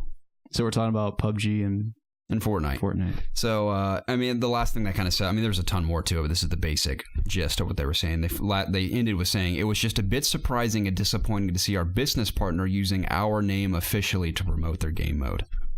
I think that's worthy cause, right? I guess. I can see where they're not saying anything bad, but yeah, they're still using their name. I think another thing Bluehole's concerned about is that currently, PUBG is only available on PC. Now, it's coming to Xbox One and inevitably will make its way to PlayStation. But Fortnite is available on PC, Xbox One, and PS4 currently. And even when it launches, it will be available on all those platforms at once with that game mode. So they're concerned that PUBG's growth or Fortnite's growth will just explode at that point, and people will be like, "Oh, I'll just play Fortnite's mode." People that don't have a PC, I'm glad we have PCs now. People that have not had a chance to play PUBG, or let's say it makes its way to Xbox, but I own a PlayStation, for example. Well, I'm just gonna get into Fortnite's Battle Royale mode and get a taste of that gameplay, and by the time PUBG rolls around, maybe I'll play it, but I already play Fortnite, and it's the same thing. I think that's what they're concerned about. Yeah, I don't know. I don't know how much buzz Fortnite has left. That's the thing. This mode's definitely going to bring a lot of people in, this Battle Royale mode for Fortnite. But I don't know. Like someone like me, I've never been into the idea of Fortnite. And even this Battle Royale doesn't excite me. I'd rather go play PUBG. Yeah, I agree. I really enjoyed Fortnite. There really wasn't anything I disliked about it. There's so many other things to play, and that gameplay is fun, but it doesn't entertain me enough to stick around for much longer than a few hours at a time. So, and I'm not a huge fan of. Never mind. Huge fan of what? I'm not gonna make that point. Okay. But it's funny because I still think it's a silly argument and dispute to be having, but I can see on both sides. I can see why they're worried, I guess. Yeah, I can see. I get it. Again, they pay royalties. And I can imagine why that's a genuine fear from a developer. Like, we develop our game, but what if we're limited to, this is all we can really do, but Epic Games is raking it in with all these updates they've been making with their own engine. And it's not like they can change the engine now. They've already built it. Exactly. So, I couldn't see Epic not supplying them with those updates. I don't know why they would do that, but unless Epic's just out for blood, yeah, you use our engine, you pay royalties to us, but F you. So I don't know. It's an interesting story. That's why I'm like, there's got to be more feuds like this in history, and they're all just so stupid, and they're all just so dumb. So now there's a lot of great movie feuds, the reason why I got that inspiration is because I listened to the Weekly Planet podcast. A couple Australian gentlemen. It's a great movies and comics podcast that I listen to. I'm sure some of you out there in the community have heard of this podcast. Mr. Sunday Movies is his main channel. But they did a topic last week of the top feuds in the movie industry or something, and a lot of them were so funny and so ridiculous. I'm like, that would be great to apply to gaming, and there's just not really any good ones. So unless I'm wrong, I looked for an hour for decent articles listing the best ones, and they're all just so stupid to me. So let's have a little fun with this. Okay. What do we predict's going to happen with this situation? Do we think Bluehole's going to maybe try and press charges? How funny would that be? Or is this going to kind of blow over? Maybe Epic Games will say something that'll kind of, ease Bluehole. I don't know. Okay. Ease their blue hole. Yes, ease their Calm blue your holes. blue hole. What do you think? Well, the latest news bit is that PUBG is still waiting on a response from Epic Games. They're like, what gives? I mean, how's Epic going to respond? Like, we mentioned your game because we like it in our promotional activity. I mean, there could have been some level of merit there where, like, we're using the name PUBG because people know it. And, like, PUBG will grab people's attention if we use that in the title of advertising our game. I don't see this Battle Royale going anywhere. Like, it's already been made. Like, it's being, tested right now on the PC servers, the test servers for Fortnite, right? People are playing it. I'm pretty sure people are playing it right now. I mean, I don't know if is it live on console too? I assume it is because a console I played early access on PS4. So. I didn't know if there was like a separate test server like Overwatch or if there's just like it's just a pre. I think early access is like everything goes for early access. Okay, so I think everyone's just playing on the test server. I'm pretty sure. Okay, so they're waiting on a response, but that's the thing. Legally, what could Bluehole even do about it? Because all they did was just use their. I mean, maybe there's some kind of law that's like, oh, you used our name without consent. I don't even know if that's a thing. I don't know if you can copyright a game type. Like, yeah, exactly. Because that's the thing. I think Bluehole even recognized in this article, reaching out to PC Gamer, they admitted like we're not trying to pretend like we're the first ones to implement this style of gameplay. We realize we're not the first, and we definitely won't be the last. They just said going forward, we hope that people take the Battle Royale mode and put their own spin onto it, which in some ways Fortnite does with the building mechanic. But this is an interesting situation, though. It is, yeah. I thought it was intriguing. It's Epic Games. Yeah, because Epic Games is so huge. But and Bluehole's like that indie story that every indie developer hopes to be. That's like what they strive to be. Who's the people that made Rocket League? What are their names? I can't remember their name. I know, but they're another. It's kind of the same, one. Similar. Yeah. It is, yeah. Same situation. I mean, Rocket League's not nearly as big as PUBG is right now. I'd be interested to see how people would rip off Rocket League. I don't know. I'm sure there have been attempts. I mean, I don't know about them personally, but yeah, everyone rips football off everything. with cars. I know. Even just to get ahead of the curve. Hey, Blizzard rips off everything and they make everything better. Right. Yeah. Rocket League did a basketball mode at one point.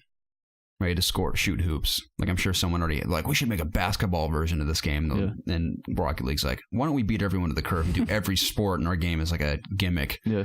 I think there was a mode where there was a hockey puck in Rocket League. Was there? Yeah. Yeah, they're probably trying to get them all out there. I think there was ice arena too. That's funny. Like, we just need to get them all out there so no one copies this. Yeah, I don't know anything about Rocket League though. I only played it when it first came out. I mean, whenever I played that, which is rare, I'm like, this is so much fun, but I don't play it consistently. Closest I get to Rocket League is Lucio Ball. Yeah. Another Blizzard ripoff. Bastards. So, just all things said and done, PUBG's like, we know we're not the first. But it's funny because their original statement sounded like, oh, you ripped off our game. But then they like tried to follow it up. I don't know if they're trying to like clean it up a bit. Like, we're worried because we pay royalties and they may update their engine. It almost looked like a salvage attempt. Like, oh, we sounded really stupid the first time. I don't know. The more you hear about it, the more you don't know what you should think. Like, I'm not on either side. Yeah. I mean, it's easy for people to root for the underdog, which in a lot of ways, it's funny is Epic Games is the bigger company, but PUBG is the way bigger game. Yeah. So it's like, who do you root for? Because Fortnite, technically, as far as the games are concerned, is the underdog. PUBG is far bigger. But the companies, it's the weirdest thing. It's like they teeter. Yeah. One company's smaller, the other's bigger. One game's smaller, the other company's game is bigger. I don't think Bluehole has anything to worry about. I think that's the thing. None of this even slightly upsets me. Like some stories I'll hear from whether it be like a movie studio or something, some sort of feud. I'm like, oh, like I'm going to take sides with this guy or this company. But in this situation, I'm just like, it's like that gif of Michael Jackson or a meme of him eating popcorn. Yeah. That's how I am in this situation. So I just can't wait to see how it plays out. Yeah, so... Those are one of my favorite memes. It's just someone just sitting back eating popcorn, just watching. I'm hoping to have some popcorn this evening, Jacob. Really? Yeah. I want to sit down with my gal and watch a nice flick on Netflix and eat some popcorn. Nice. We were going to go see... What were you going to say? You continue. I was just going to say we were going to go see Kingsman, but now that we waited so long to do this podcast, I have to edit it. That's what I'd rather see. Than it? Yeah. I mean, I want to see that too, so... If we don't see Kingsman, because you and I are doing the trials tomorrow, so I'll probably see Kingsman Wednesday night. It's probably when I'll see it. I really want to see that movie. I love the first one. Pretty solid reviews for the sequel. Yeah. I've heard it's good. Not as good as the first, but it's hard to do for anything you make. Yeah. But we'd love to hear everyone's thoughts on, of course, any of the topics we've discussed so far in this podcast, but especially this specific feud. And if there's any other feuds out there that you know of, you're like, how could you overlook this feud in gaming? Bring it to our attention. We'd love to discuss it, whether it be in the comments or on Ask IOG or in a future episode or something. Sure. But your thoughts on this situation specifically, I'd love to hear them. Me or the listeners? I think I've heard yours, Jacob. Yeah. So I'd love to hear yours. I was making sure you wanted me to repeat something. I was looking into your eyes when I said that. I can't take my eyes away from yours sometimes, Jacob. They're very enveloping. Thanks. They're hard to escape once I lock eyes with you. So thank you for allowing me to do so as well. No problem. That brings us to community questions, Jacob. The part of the show where we connect with all of you directly. I lost my train of thought there for a second. You got a lot of questions this week. We do, because I thought our topics would be too small. They've been relatively small. Pretty I kind of like it that way, though. As do I. I like news. Feels more like a rapid fire kind of thing. We don't sit on something too long. Yeah. We haven't done news nugs in a while, but I feel like half our topics in the last 3 weeks have all been news nugs. Yeah. News nugs. That made up for all the nugs. The headlines. But if you want your questions read on the show, you can reach us in one of 3 places. You can reach us at itsobviousgaming@gmail.com. You can tweet at us at obvious_gaming on Twitter. Or you can submit your questions via the Ask IOG section on our Discord channel. Now, all of that info is linked in every single description of every YouTube video, every iTunes podcast, every Spotify podcast. Anywhere we are on the internet, just check the description. Email address, Twitter, social media, Discord, all of it is there, linked out beautifully for you. I've said this before, Garrett, but those are just some phenomenal places to leave Ask IOG questions. They are. Those are my top 3 favorite places. Now, yes. Facebook messages is an option as well. You can message us on PlayStation, but that's very tedious for me to get to. I have to completely transpose the question from PlayStation because I can't copy and paste it. Well, you can. I guess if I use the app. Yeah. I always forget I have the app. I never message on the PlayStation anymore because I always have my phone with me. I just type messages. I have been doing that recently, so I take that back. If you want to message on PlayStation, I think it's a bit odd, but you're welcome to do so. I think our PSN community has kind of become a barren wasteland. It is, because Discord's a thing. That's where we all hang out now. But we do have one of those if you want to join. Yeah, if you still want to join and just share screenshots and stuff, you're welcome to do so there. Yeah. I still check the community page. Make it not a barren wasteland. Yeah. Post some experience. We can keep it alive. Yeah. So. I read it like once a month. Yeah. But thank you to all of you who continue to send us questions every week. I know I say this weekly, but all of them are amazing. Every single week, it blows my mind. I'm like finding myself laughing out loud as I'm collecting the questions for because whether I'm laughing. They are, right? Yeah, they're all terrible. Yeah. No, they were all phenomenal and way better questions than I could ever come up with. That's like when I listen to podcasts, I never submit questions because I just don't know what to ask. Yeah. Maybe I'm just that stupid. I don't know. But all of you come up with amazing questions, and we're so grateful for all of them. So. If you don't hear your question read today or the next week, never fear, because we have them all archived for future shows, whether it be It's Obvious Podcast or Ask IOG, which, Jacob, I think you and I should just go ahead and do this week, because Preston is going to be out of town again, and I have so many questions that are worth answering. So I think you and I should do it. You cool with that? Let's do it. Cool. We'll do it one day this week. And you can count on the next episode of Ask IOG being on at least iTunes. At least. I'm going to submit to Audio Boom. So that's set in stone. Yeah, I haven't created it yet, but I'm going to reach out to Audio Boom. I'm going to make a note to do it tonight and set up that additional account. Now, I can't promise it'll be on Spotify because they told us Spotify is a fluke. I have no idea how we got on Spotify. I'll ask again if we can get on Spotify. Yeah, we've been basking in that Spotify. Yeah. I mean, if it weren't for Spotify, we'd still have like 85 subscribers on this channel. So... a lot of our growth is thanks to Spotify. So hopefully we can get it on Spotify for you guys, but at the very least it'll be on iTunes and Google Play and all that stuff. Yep. Yeah. Jacob, that brings us to question 1. I'm going to let you answer first because my throat is dying. Okay. I've been talking take a swig. Stevie F says, if you had to take your daily dump with one video game character, who would that one character be? Oh, God. Starting off with a very deep one here. You got to really think critically about this, Jacob. Yeah, forgive me. This might be. I'll have a moment of silence here. I need to ponder.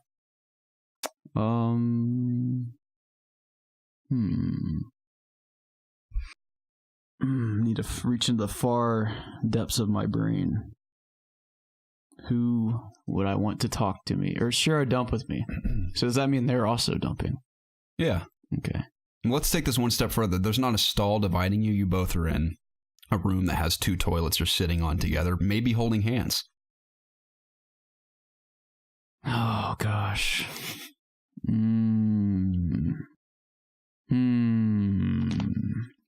can't think of I'll tell you this right now, Jacob. Tell me. When I take a dump and there's a buddy nearby that I'm comfortable dumping alongside, I like to have a good conversation.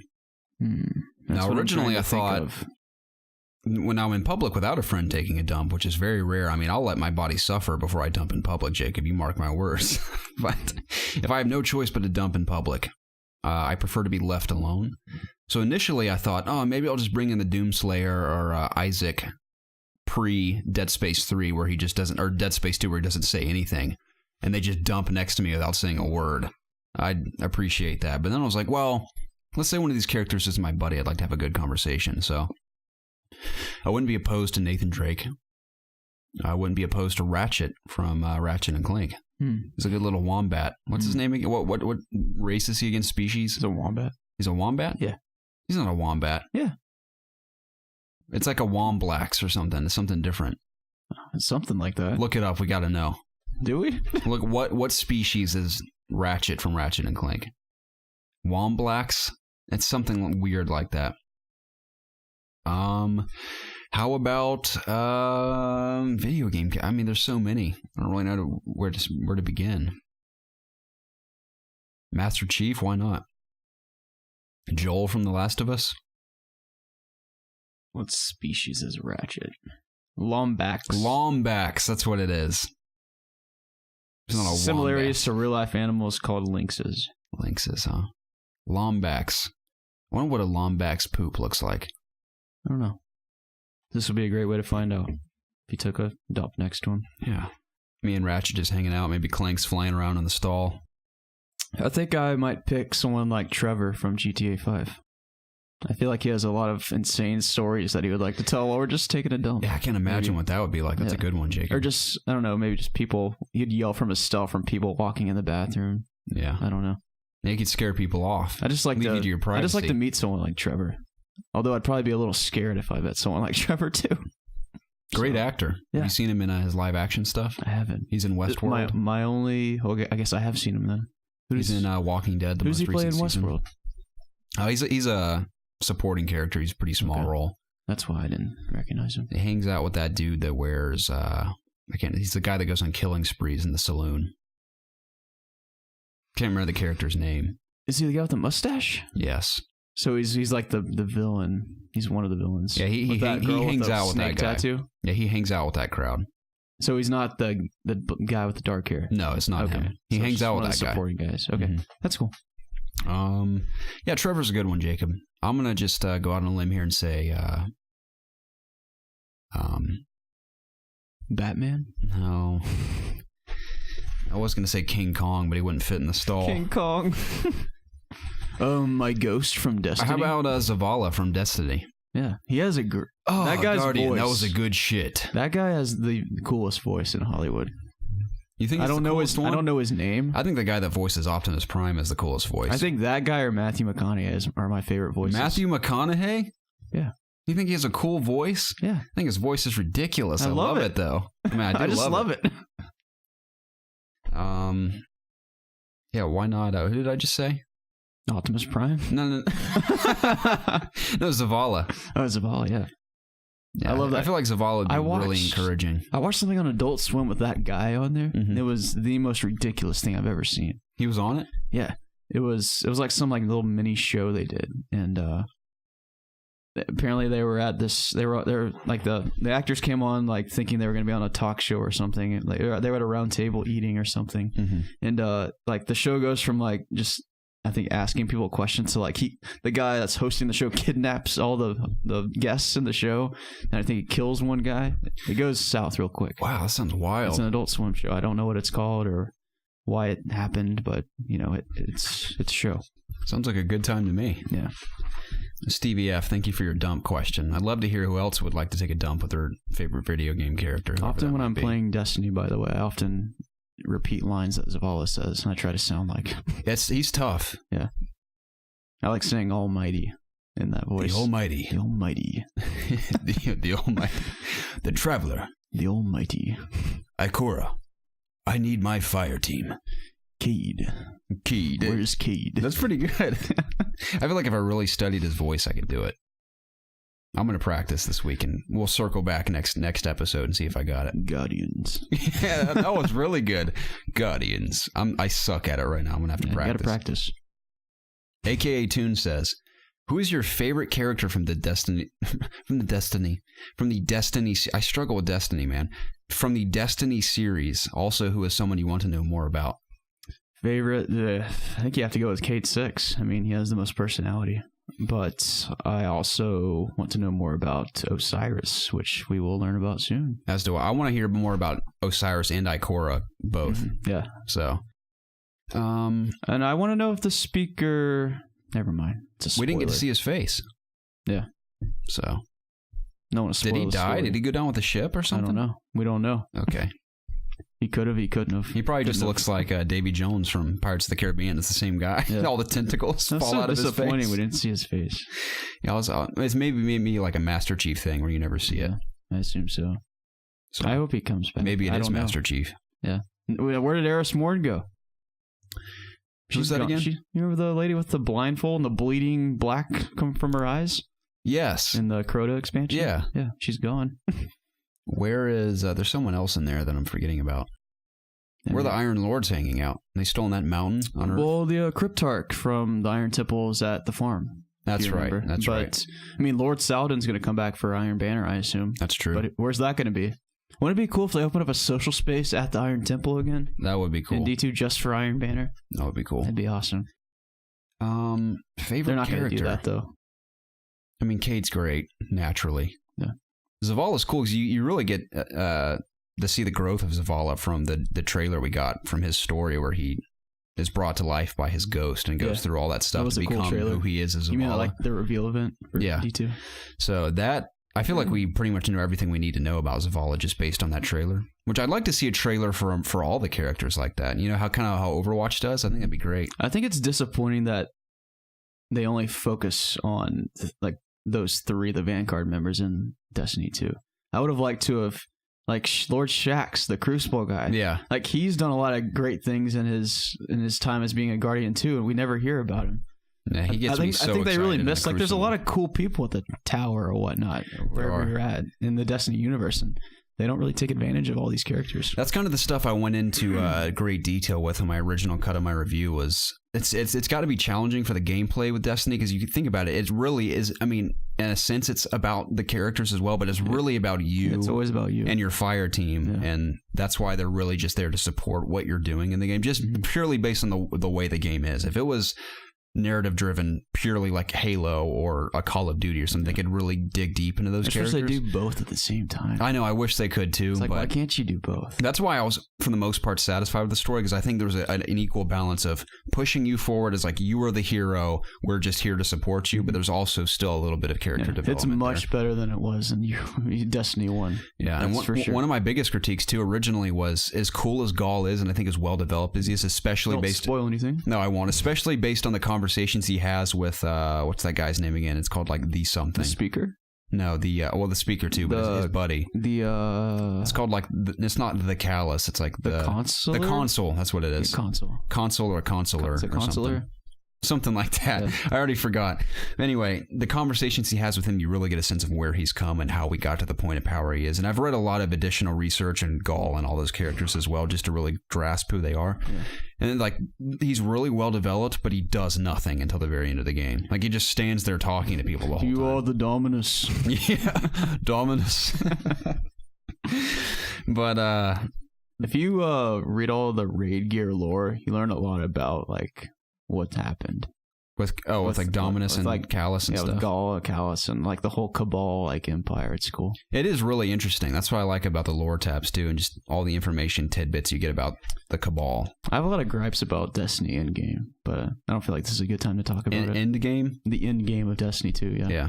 I've heard a lot of that, especially story based. Mm-hmm. Really that's been coming up a lot now that everyone's kind of gotten through everything. Mm-hmm. So and it's not just like replayability like based, it's also like things aren't connecting for me in the end. Really? Like how I wish they would. In terms of the narrative? Yeah. Okay. Interesting. We can talk about it later though. Yeah, I'm in the same boat. I'd love more out of the characters from Destiny if we could get there eventually, whether it be through expansions, maybe. But Lord Shaxx is a good one. I'm going to say I want to hear more. Of course, I do want to hear about more about Ikora and Osiris, but I'm going to throw Lord Shaxx in there. I and think like even with the faction rallies coming up, those guys, it'd be a great opportunity to tell some story there for each faction. But they're not going to do that. It's just going to be like, hey, the vendor's here, go do your activities for the week to get tokens for them. Yeah, that's all it's going to be. Yeah, I'm excited for those weapons and gear though, and those shaders. What faction are you going to go with? What's the pulse rifle again? Is it? I think there's. Is it a pulse or a scout? There's Dead Orbit. Dead Orbit has the Pulsar Scout. I don't remember. Dead Orbit has the Scout, I think. It's Future War Cult has the Pulse Rifle, I think. Is it a pulse rifle? It's a pulse rifle. Or is it a auto rifle? It's either New Monarchy. New Monarchy has the sidearm. Okay, then it's definitely Future War Cult. Yeah. So that's who I'm going with. Really? I think they have the coolest room. Do they? Yeah. Have you looked at all the rooms? I have not. Yeah. They're cool. Nice. I mean, Dead Orbit, naturally, I want to go with all the white and black. Yeah, I like their colors, but I don't, because like each faction has like story based stuff, like what they stand behind. Yeah. So I don't know if I'm gonna get caught up in that, but the shaders apparently for New Monarchy are really awesome. They're like gold, red, black, and white. No way. Yeah. Apparently there's a lot going on in the shaders. I haven't seen them myself, but I need to take a look. This is the predicament I find myself in. Do I care more about my appearance or more about my performance? I know you care more about your appearance. I don't know if I do, because I want, whenever, granted, I just played Crucible and got my ass handed to me, so maybe I don't care about my performance. Maybe I do just want to look cool. Yeah, I look so cool right now, my Guardian. My guy does not look cool. I look awesome. Because I'm still in between. The coolest shader in the game, the Raid shader. Okay, awesome. What does it look like? It's white, gold, and purple. Ah, yes. It looks like Royal. It looks like the guards, so the Raid. Now, for you to get enough shaders to fill out all of your gear, did you have to play through the Raid multiple times? Yeah, you only get shaders like from the first chest you open when you're trying to open the doors, and you get like 3 or 4, I think. Okay. So I have to save them. Nice. That's still bugs me. Yeah, it sucks. So frustrating. I'll keep running the Raid though. Yeah. Get more. I think we covered all that question. I want to hear more about Shaxx. Yeah. Favorite character? I don't think I said. I guess I'll go with Keg. Yeah. My favorite character is me because I'm the hero. Yeah. Thank you, AK. It's not a bad answer. Black Skull Tula says, "Hey guys, have you guys still got an Xbox 360? Would you ever consider doing an IOG night on Halo 3 custom games? Download all the Fat Kid maps in Jenga Tower and have a blast in custom games? Is it even up for discussion?" Well, Black Skull, I will say that I am not in possession of a 360, but I'm pretty sure Forge is a thing in Halo 3 and Master Chief Collection. I have to bring something up as well. I'm really confused about Halo at the moment. So, the Master Chief Collection exists, and the first 6 months of that game were awful in multiplayer. It sucked. But ever since then, it's been great. You have all 4 games at your disposal. You have all the multiplayer. You have all the campaigns. They all run at 60 frames. Okay. I know Forge is in there. But people have been hammering for the backwards compatible versions of all these games for some reason. I'm like, isn't that exactly what Master Chief Collection's for? People are like, we need Halo 3 to be backwards compatible. We need Halo 4 to be backwards compatible. I'm like, why? Isn't that what Master Chief Collection is for? Okay. Is there something that I'm not understanding about? Is there something missing from Master Chief Collection? Maybe they just want it to be how it used to be. I don't know. Because like you said, that's 60 frames now, right? So yeah. They didn't used to be. But I'm like so confused as to why people were so up in arms about needing those to be backwards nostalgia compatible. Based. People just want to go back to what they had fun with. I guess. But so I don't own a 360, but I would go into what I do have is Master Chief Collection. That's all I have. But I would, in a heartbeat, go into that game and do custom. If we had enough people to make custom games actually worth it, at least I'd say 6 to 8 people to make it fun. I'd love more, but if we at least get 8 people in there, we could do some really fun stuff with custom games. 2 things about Halo. One thing, the first thing is that the only Xbox games that I own now are Halos. Yeah, that's it. Xbox One. I mean, I don't have a 360 either. I sold mine I sold it for games for my Xbox One. Yeah, I sold it to Best Buy to get Forza and something else, but that doesn't matter.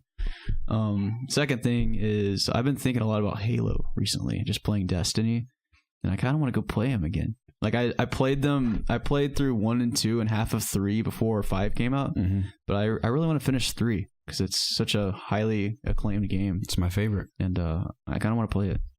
So I don't know when I'm going to have time to do it. I've just been thinking about it lately. Nice. So. It's just on my mind. I usually don't think about Xbox games. That's one of the worst mistakes I've made in my life as a gamer, was when I traded in my 360 and PS3 for the PS4 in like 2 games. See, I don't really care. I mean, 360 wasn't that important to me because I kind of jumped in towards the end of the life cycle. I mean, 360 for me, man, that was everything to me. I loved my 360. After in high school every day, we'd come home. You guys would always get on 360. I mean, I was legitimately emotional when I traded that in. And it was a mistake because PS4 for the first 6 months, there was nothing to do. I know. And I was so devastated. I'm like, what have I done? What have I done? I was an idiot. And I will never make that mistake again. I mean, it was a good learning lesson. When inevitably PS5 comes out, I will not trade in my PS4 for at least a couple years. I'm never getting rid of that PS4. Forever. Yeah, I may keep it forever for all I know. But there's so many games. I can't get rid of it. I was really upset about that. But Halo 3 specifically, if you have Master Chief Collection, I know you can download maps in Master Chief Collection from all the games for multiplayer. So if we can find something to do there, I would love to play with people.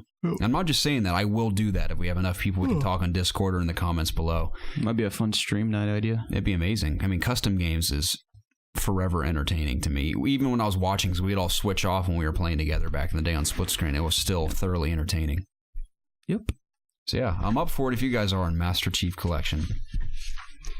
Goku of DBZ, also known as Buck Shackleford on Discord says, do any of your PS4 sound like jets when they are stressed in certain games or anything? Yeah. Mine runs loud depending on what game I'm playing. My Pro is very quiet, but my original PS4, you would have thought it was going to take off to the moon at some point. It was so loud. When I ran Witcher 3 in the original PS4, man, that thing was a jet engine. It sounded like an airplane. So I don't think it's too bad when I'm playing Destiny 2, but some other games that I've played in the past really push it. Witcher, for example. Right. That thing was so loud. It just gets really hot, but that's kind of my fault because I have it kind of placed in a confined space in the cabinet, basically. Yeah. So I have to have like all my fans running in my room or it gets so hot.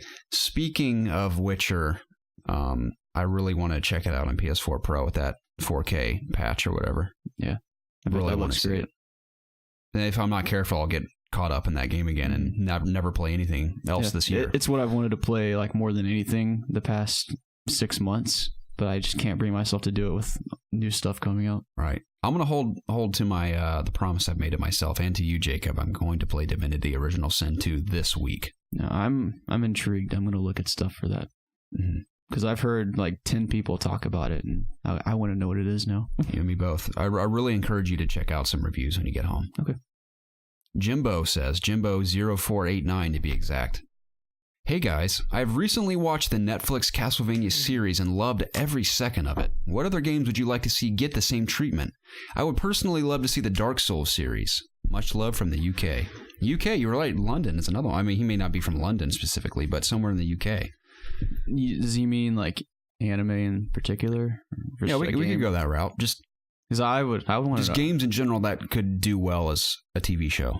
Overwatch. Well, oh yes, you're right. That's an obvious one. Even just like the shorts now are kind of like TV episodes. You're right. Especially Maze, definitely. Oh yeah.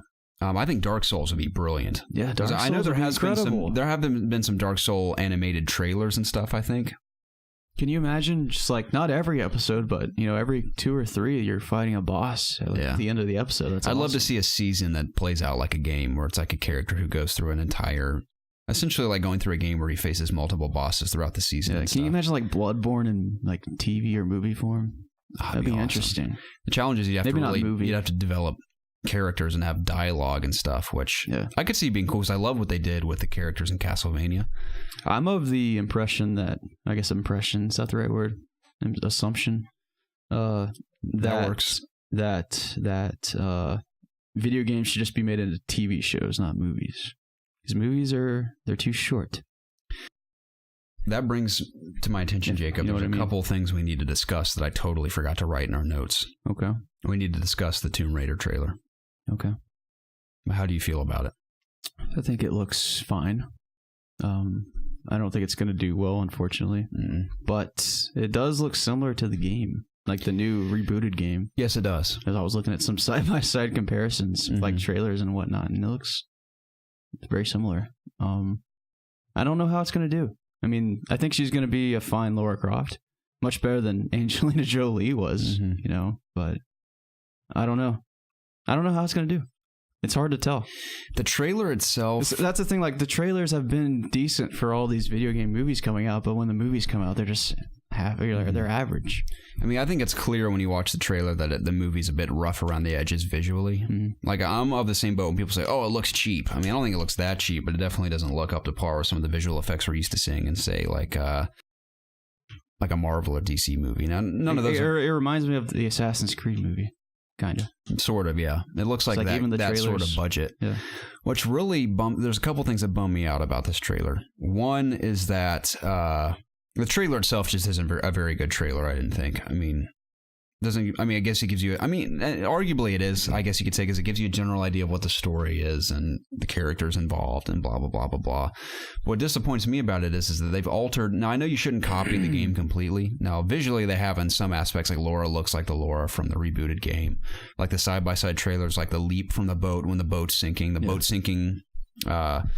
sequence, I should say, is in there. The plane sequence at the beginning of the game where she's like crossing the plane wing and it falls or whatever. There's a lot of similarities there, but the story is what I cared more about rather than visually. I mean, of course, I think the Lara Croft, the rebooted Lara Croft, in terms of appearance, I think she looks the coolest. I like the way in the original... and Tomb Raider from Crystal Dynamics, the first one, how she is not only, she doesn't really choose to go on this adventure, she is thrust into it and she has no choice but to become the Tomb Raider. Legend. Yeah. So I think that's what kind of bums me out about this trailer is that it seems that unless they're purposely trying to throw us off, in the trailer it seems like her dad's like, oh, these people are taking over this island and they're gonna threaten humanity and you need to stop them. And it's like Lara Croft's like, okay, I'll go stop them, and she like goes out of her way to go to this island and purposely goes there to take on these bad guys. Now it could be a misdirect, like they could make it seem that way, like in the trailer maybe, or in the movie he could be like, I need you to stop them by going to the police or going to the authorities and have someone do something about this, and maybe she's like, I need to go do it myself. What I liked about the game is that she just goes on like, oh, we're on an adventure just doing research, and she's just thrust in to that island. There's like this crazy cult that are insane, and she has to violently kill all these people and has no choice to become this warrior of what she becomes. So the movie trailer just kind of bums me out. It's like a generic militia on the island. It's like, oh, we're just here to steal resources from this tomb or whatever. So I liked the religious cult aspect of the game that I thought was just unique in comparison to like just the militia aspect just seems so tired to me. And like I said, it just seems like she's making the choice to go here, which I liked that she had no choice but to become the Tomb Raider. But visually, it looks okay. I mean, I like the way Laura looks. I think she looks awesome. Alicia Vikander is obviously an amazing actress. She's won an Oscar. But like you said, we'll see how it plays out. I mean, I'm not really blown away by it at all yet. I can't even say I'm excited. I'm slightly disappointed by it. I was excited when I first saw it, but I've kind of, as I've watched it like 2 more times after, and I've just been like, yeah. I don't know. Maybe it was just initial excitement because it's Tomb Raider, but I think the story is at least from what I'm gathering from the trailer so far, is what has disappointed me so far. Okay. But we'll see. And that bit at the end, I guess it's kind of fun. She's like, I'll take 2 of these pistols. Like classic action-packed Tomb Raider. I assume that's at the very end of the movie. One would guess. I mean, why would she do that in the middle or at the beginning? Yeah, I don't know. So, whatever. I guess we'll see. I am running out of time, by the way, so we need to fly through these. Okay. I have several things I need to get done tonight. Well, that brings us to the next one, Jacob. Get Some says, what is this?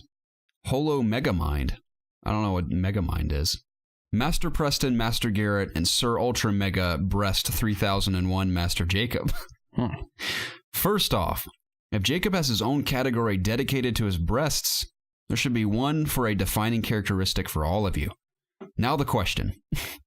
I just beat Bloodborne for the first time. I love it. First Souls-like experience. Yeah. First Souls-like experience, and I love it even though I thought I would hate dying all the time. I'm working towards the plat now.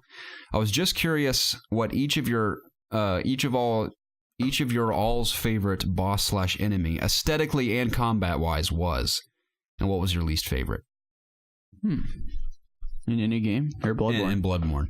I goofed, Jacob. I meant to pull up the list of bosses. You want to pull them up real quick?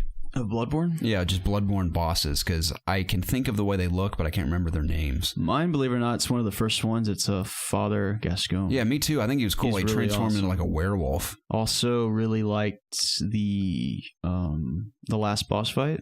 Was really cool. And like, I know there's multiple endings, but the one where you fight the guy at the end, and also I think it's the guy in the chair. It's some guy you see throughout the whole game. Yeah, the guy that you get upgrades from the whole game, right? Yeah. He's at the, what is it called? The sanctuary, the graveyard, or whatever. Yeah. I can't remember half the bosses in Bloodborne. If I see them, I'll remember. There's like, I think there's like a blood beast or something at the end if you do one of the endings, and it's a cool fight too. Sorry, it's okay. Father Gascon's good. That's a problem. I can't remember half the bosses in the game. Of course, I remember being. The one I challenged. hated the most was Vicar Amelia. I didn't like her either. The big wolf lady. Took me forever to kill that thing. I only beat her in co-op with you guys when we did that video. I struggled. I think I co-opted with someone too because I couldn't do it. And again, I think back to when that was our first Souls experience, and I learned so much for that game going into Dark Souls 3. I know they're two different games. I mean, they play similar, but in a lot of ways they're very different. So I learned a lot from Bloodborne going into Dark Souls 3 as far as the mechanics of the games and how they feel and play and everything.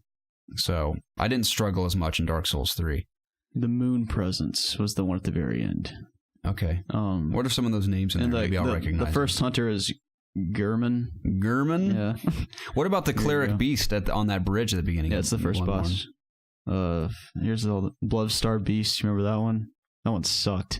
Oh, that's the one with like the meat flaps over its head. Me and Preston did that co-op too. Yeah, I remember the video. Yeah, that one was okay. I don't remember a lot of those. Some of them are extra. It's funny, a lot of these... I remember the Rom the Spider.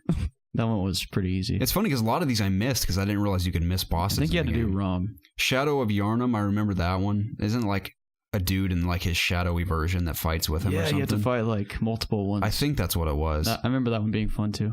I think he had a flame sword. Is that correct? Yes, I remember Murgo's wet nurse. Remember her? I think. At the end? Yeah. It's like up on that like tower. The one you think is the last boss? Yeah. I'm going to go with, I know it's such a cop-out, but I'm going to go with Father Gascon. Yeah.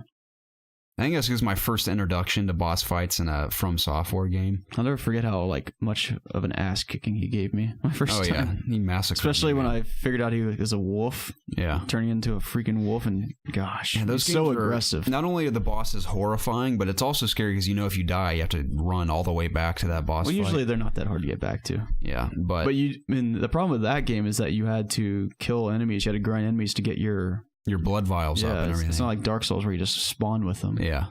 So that was always stressful. That game kept me on edge from start to finish. I loved it.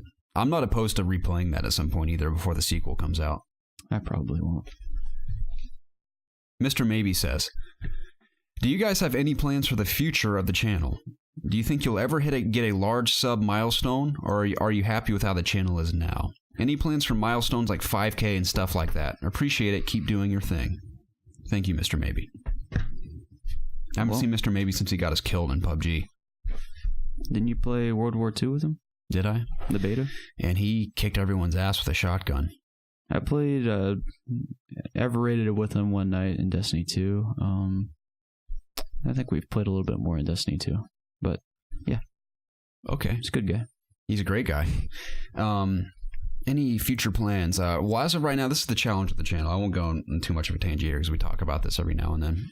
Of course, we'd love to be as big as possible, but the challenge is with this channel, we can't do it forever if it doesn't get big enough to where we can do it full time, because our lives obviously have to go on. There are careers. Preston's pretty locked and loaded with what he's doing for now, so I think Preston's fine. But Jacob and I specifically are pursuing careers that may take us to different places. I don't know how that's going to play out in the coming years, but we can't do this forever if it doesn't hit a point to where this pretty much is our job. Yep. That's the dream. I'd love for it to be, but we have to eventually move on. And it isn't that we don't want to continue the podcast. I mean, even if we only did the pod, let's say we hit a point in our lives where we're like, well, we can't, it's impossible for us to get together to do anything but the podcast. Even if we just did the podcast on like a Google Hangout or something for years, like I wouldn't be opposed to that because it's so easy to do. And that's how we all stay connected these days, is purely through the podcast. So I don't know what any future goals are per se. I mean, there's a million things we'd love to try with the channel. It's just time does not permit. Now, if all we did was this channel, we could do a million things. We could crank out 2 videos a day. We could try all sorts of different types of videos, like the skit thing we want to try. We'd have time to do, but we just do not have the time because we either have to go to school, we have to go to work, we have relationships. We all have. I mean, Preston's married, so it's like we all have lives outside of this that we can't just disregard to do the YouTube channel. Now, if I had nothing left to live for, I would just toss all my coins into this box of YouTube and just go for it as hard as I could. Mm-hmm. But obviously, I have aspirations to work in the games industry and the media side of things. I mean, you have different. You want to work in film somewhere, doing something with film, right? Yeah. So, I mean, the stuff me and Jacob are pursuing could take us anywhere, but we can't invest all of our chips into this box when we don't know whether or not it's going to take off and provide that sort of, I wouldn't say income because it isn't about money necessarily, but for us to do this as a job, it would have to be a revenue stream of some sort. So, yep. As far as our current status, like, we love this. Like, I'm not just saying that. We love connecting with you guys on Discord and on YouTube and playing games. That's the whole reason we started the channel, was to do that with people from around the world. And we're living that, which is so awesome. Of course, we're not massive. We're still very small, but our tight-knit community is amazing. Yeah, it's great. And that's why, again, people on Spotify that have yet to come to YouTube or Discord to say hello, if it were me, this is how I'd feel. If there's a community already established for a YouTube channel, I would be afraid to just jump in and say hello. That's just me personally, because I would be like, oh, they already have a thing. I don't really want to butt in or anything. Yeah. Never be afraid to do that if you feel like how I would, because we encourage you guys jumping, because everyone's very welcoming, everyone's very supportive, and we all hang out on there and have a great time.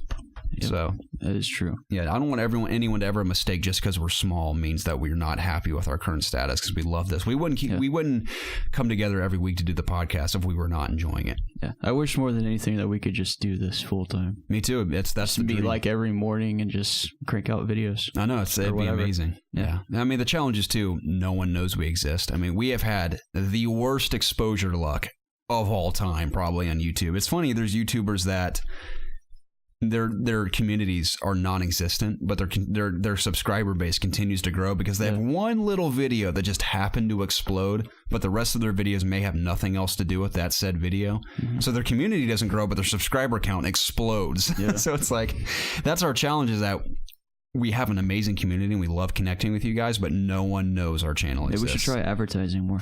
We could try, but that's the thing. I feel like most people just get lucky. They'll throw out a random video and they get like 1 million views. Yeah. Like, I know a few YouTubers, I know them personally, that have their videos in their community. They may get one comment and their video will have like 60 views, but back like 6 years ago, they have a video that hit 1 million views and they get 100 subscribers a day because of that. Are you kidding me? Yeah, I'm like, that has yet to happen for us with anything. It's insane. So, but that's not the problem. That's what's amazing, though, that is how small we are. Our community is so active, and that's what's so awesome. They are pretty active for our size. It's kind of surprising. And I love it. That's what I'm so thankful for. Yeah, I mean, it's because of the environment that we've created here. And that's why another thing I'm so thankful about, because even working with COG, I mean, I know they're media, but their comment section is cancer, man. It's awful. So I'm like, I'm so thankful we have everyone supportive and kind and loving, in a sense, to each other in our community. So, and that's another great thing about our Discord too. We have that community content section. If you want to use that as an outlet to promote your own work, that's what it's there for. We love hearing from everyone else, whether it's a podcast or a YouTube channel or a job you do or artwork you've done, anything at all. Yep. We'd love to see it there. Again, join us if you have yet to do so on Discord and YouTube. We'd love to hear from you guys. There's a lot of people there. You're missing out. Last question, Jacob, the big finale. Andreas123 says, and I kind of cheated on this, Jacob. I prepped beforehand, so you may struggle with this one. Favorite game of each console generation? And these are the consoles I didn't play several of them. You have owned. How about just for you, first thing that comes to mind? NES. Are we starting that far back? This is like my first console. I'm starting with the first console I started with, which was Super Nintendo. Okay, Super Mario Bros. On the NES. Next one I owned was the 64. And I would say probably Smash Bros. For that. Again, I didn't play a ton of N64 games. I only played a few that I played a ton. Kind of like how my habits are now. I just buy a couple games and I really get into games that I have. Then I owned a PS2 after that. I'd probably say Ratchet and Clank or Kingdom Hearts 2. Probably Kingdom Hearts 2. But Ratchet and Clank, the original, and Going Commando, both fantastic games. What's next? Took a long break from consoles after that. Got into PC gaming for WoW. If I had to give one game to PC, it'd be WoW because of how much I invested into it. Then I owned a 360. Probably either GTA 5 or BioShock Infinite, I would say. I don't know. I put a lot of time into Black Ops 2 as well. So yes, you did. I'm putting all three of those there because those are all fantastic games. Okay. Then now I have a gun to your head now, Jacob. Which one is it? You have to pick. I'm gonna paint my wall with your brains back there. If I pick the wrong one? No, if you don't pick one. I like all three. Boom, gone. GTA 5. Okay. Xbox One would be God. There's nothing good on Xbox One. I guess Titanfall. I guess on Xbox One. No, who are we kidding? Thief on the hell Xbox. Yeah, man. PS4. I mean, it's hard not to. It's hard. Like, should I pick a console exclusive? You know, that's fine. This will definitely evolve as time goes on because we still have amazing exclusives coming to PS4. But currently, honestly, it's even hard to choose now. Like, I want to pick Last of Us, but I would consider that a PS3 game, so I'm not going to pick that. It would either be between Uncharted 4, Destiny 2, or Witcher 3. And I can't decide, dude. Don't put a gun to my head. What about a double barrel to your stomach? I couldn't pick between those. They've all been so incredible experiences for me. Okay. Fine, Jacob. Disappoint all of us. All for different reasons. I'm going to start with Super Nintendo. Super Mario World. I almost went with Mega Man X, but going with Super Mario World. Oh, Switch. I want to do Switch. Yeah. I guess. I mean, it's still early, but Breath of the Wild, obviously. Cool. Great. I think 1-2 Switch is the best Switch game I've played so far. Okay. Now I have a barrel to your head and I'm pulling the trigger. Just for saying that. PS1, Spyro Year of the Dragon. That's a good game. I watched gameplay for it earlier. For PS1? For PS1. Did you play the PS2 Spyro? No, I did not. What? Mm. Dude. I'm most nostalgic for that first one. Dude. So. It was so much better on the PS2. I believe it. But I never played the PS1 myself, but my friend had it. It didn't look that great when I played it on my PS2. Man, I'd love to play a remaster of that. I told you the bulk of my experiences from that game was waking up early on like a weekday in the middle of the summer and playing for a couple hours and going to the pool all day and then coming back and playing some more. Yep. That's just embedded into my heart and soul forever. PS2. I bounced between Spider-Man 2 and Prince of Persia Sands of Time, and I'm going to go with Prince of Persia Sands of Time. Okay. That game completely captivated me. Not picking Spider-Man? What's going on? I mean, I love Spider-Man 2. And arguably, I played it more than Prince of Persia, but Prince of Persia, I loved the entire trilogy. So, it's one of my favorite trilogies to this day. Xbox 360, Halo 3, of course. PS3, The Last of Us, that one's a little obvious. PS4, No Man's Sky, and I'll tell you why, Jake. Just kidding, it's Horizon Zero Dawn. I hate you. Scared you there for a second, didn't I? Yeah, if we're being honest, I mean, Thief transcends all generations. Mm-hmm. So, probably Thief. It's my favorite game ever. Why have we not made a Let's Play? Of Thief. Walkthrough of Thief. We're going to do it for the next one that comes out, undoubtedly. We will do it. I don't think there's going to be another one. There might be. I know there's been rumblings. I don't know how they could ever top Dishonored. I would be shocked. Because Dishonored is infinitely better than Thief, if we're being honest. I don't know. I mean, I didn't play. Well, I did play the first Dishonored. Horizon. Thief's better. Horizon. This is my PS4. Horizon. Good choice. Xbox One. I didn't think about mentioning that one. Yeah, it's not important. I guess Quantum Break. Quantum Breaker's good. That's the only Xbox. What about Gears 4, Halo 5? You didn't like Halo 5. Halo 5 was... No, I'll go with Halo 5. Sure, no. Yeah, you don't like Halo 5. I mean, I like the multiplayer. Campaign was Halo so 5, stupid. The multiplayer's good. Yeah. Gears 4 was fine. Cuphead might be my new favorite. I'm thinking I'm going to do a full walkthrough of Cuphead with Casey. I think it's going to be a cute little walkthrough series. So you decided to pick The Last of Us over Skyrim. On 360? Mm-hmm. Yes. Or PS3? Yeah. Yeah. Well, I mean, 360... Oh, you separated them. Okay. Skyrim's up there, man, but Halo 3 is one of my favorite games of all time. You grew up with Halo 3. So, I mean, believe me, all the games you're mentioning were honorable mentions for me. But PS4, I'm totally satisfied with going with Horizon for now. Okay. That's still my game of the year as of right now. Me too. So, Preston and his Breath of the Wild. Yeah, this empty game. Idiot. That game is so empty.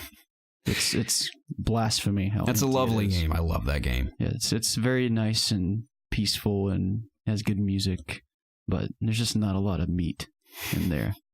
I don't totally subscribe to that train of thought, Jacob. But I'm just telling you how it is. So you believe that? I sort of believe that to an extent, but way lower down than you. I still think there's a lot to do in that game. You just have to go out and find it. Is all the things to do fun, though, is my question. That's an argument to be had. I can't wait to have this conversation when the time is right. Okay. It's going to be a crazy game of the year discussion. I don't know. There's several that I want to pick that might not even be a nomination. We need to do something fun this year. We're going to have multiple categories. It's going to be like the Game Awards. We're going to have like best campaign, best multiplayer. I mean, of course, we'll have the game of the year. Yeah. That'll be like the king, but we'll mock it after the Game Awards. Like, didn't we like kind of do that last year with the predictions of what they would pick? Did we? Yeah. I guess we kind of did. Yeah. But we'll do our own version of that this year. Okay. So I'm excited about that. That's going to be a long one. Yeah. Plan on that for mid to late December. Jacob, that does it for episode 120 of the It's Obvious podcast. That's great. 120 episodes. It's amazing. It's a lot of them. I'm amazed that we made it this far. We're coming up on 3 years early next year. Yes, February 23rd, 2018 will be 3 years of It's Obvious Gaming. And what do we have to show for it? An amazing community is what I was going to say. Yeah, we would have never made it this far if it weren't for you guys. So thank you so much for anytime you've simply liked a video, anytime you've left a comment, anytime you send us a community question, anytime you've just simply said hello. It has kept us alive for this long. Yep. You have truly been the fuel to our fire. I don't think we'd still be doing this if it wasn't for the interaction we've had. We would not. I have made some amazing memories with some of you out there, and I cannot wait to make more going forward. And it's good to be back. Plan on videos this welcome week. Welcome back. So, I'm pumped, Jacob. I'm pumped for you, and I'm pumped for the channel, and I'm pumped for the future and all the great games coming up. Amen, brother. Now we can go make love. What? Sorry? But ladies and gentlemen, if you enjoyed this episode, please let us know your thoughts down below. We'd love to hear from you guys. If you enjoyed it, if you're listening anywhere on the internet besides YouTube, we'd love to have you join us at YouTube. Please come subscribe. Say hello. We'd love to hear from wherever you're listening, whether it be, like we mentioned, the UK or Australia or Japan. Maybe you're right here in Georgia. I know some of you in Georgia listen to this podcast. Indeed. Maybe we can grab lunch sometime. Yeah. We can do like a movie outing or something. Sure. For like Thor Ragnarok, perhaps. Sure. I forgot that's coming. Any IOG listeners that live in Georgia and want to do a Thor Ragnarok movie viewing, we should make that a thing. That'd be fun. That's a great idea. We can meet in Atlanta, like Atlantic Station or something, and do it there. Ooh. You're turning me on now. And then have a big orgy in the trunk of my car. Whoa. You took it a little too far. Like, going to see the movie and everything, seeing everyone was Sorry, man. Nice. I just get really excited. Yeah. We don't want to scare everyone off. Absolutely not. But again, ladies and gentlemen, thank you so much. I don't know what Preston says at the end. I always turn my brain off there, too. Same. Subscribe on iTunes and leave us a review if you are willing. I'm still holding out for the potential of landing on that new and noteworthy page. Yeah. At the very least, maybe a newcomer will swing by our podcast like, what is this weird looking logo? And they click on it on iTunes and they see we have a bunch of 5-star reviews. They might be like, maybe I should give this a shot. Let me check for reviews. Isn't this where Preston says, like, hey, man, what's the news? No, Are we at that part? That's a while ago. Oh, sorry. But, yeah, that's the big one, is if you're willing to take 2 to 5 minutes out of your day to not only subscribe on iTunes and leave us a review, that would be amazing. Yes. You don't even have to listen on iTunes. I think you can even turn off notifications on iTunes if you subscribe to us, so we'd greatly appreciate that. Yeah. I don't think we have a new one. That's okay. How many total are we at right now? 45. Wow, that's amazing. Yep. All 5-star. Thank you. That blows my mind, but thank you guys so much for doing so.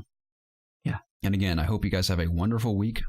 No matter what you're doing, wherever you are, thank you so much for tuning in. We'd love to hear from you guys. Yes, please have a great week. Yes, please do. No matter what happens, even if you get your legs chopped off, please have a good week. Look at the bright side of the situation. Yeah. At least your arms make the best of the worst. But yeah, you're all amazing, and we will talk to you again very soon. Goodbye. See you.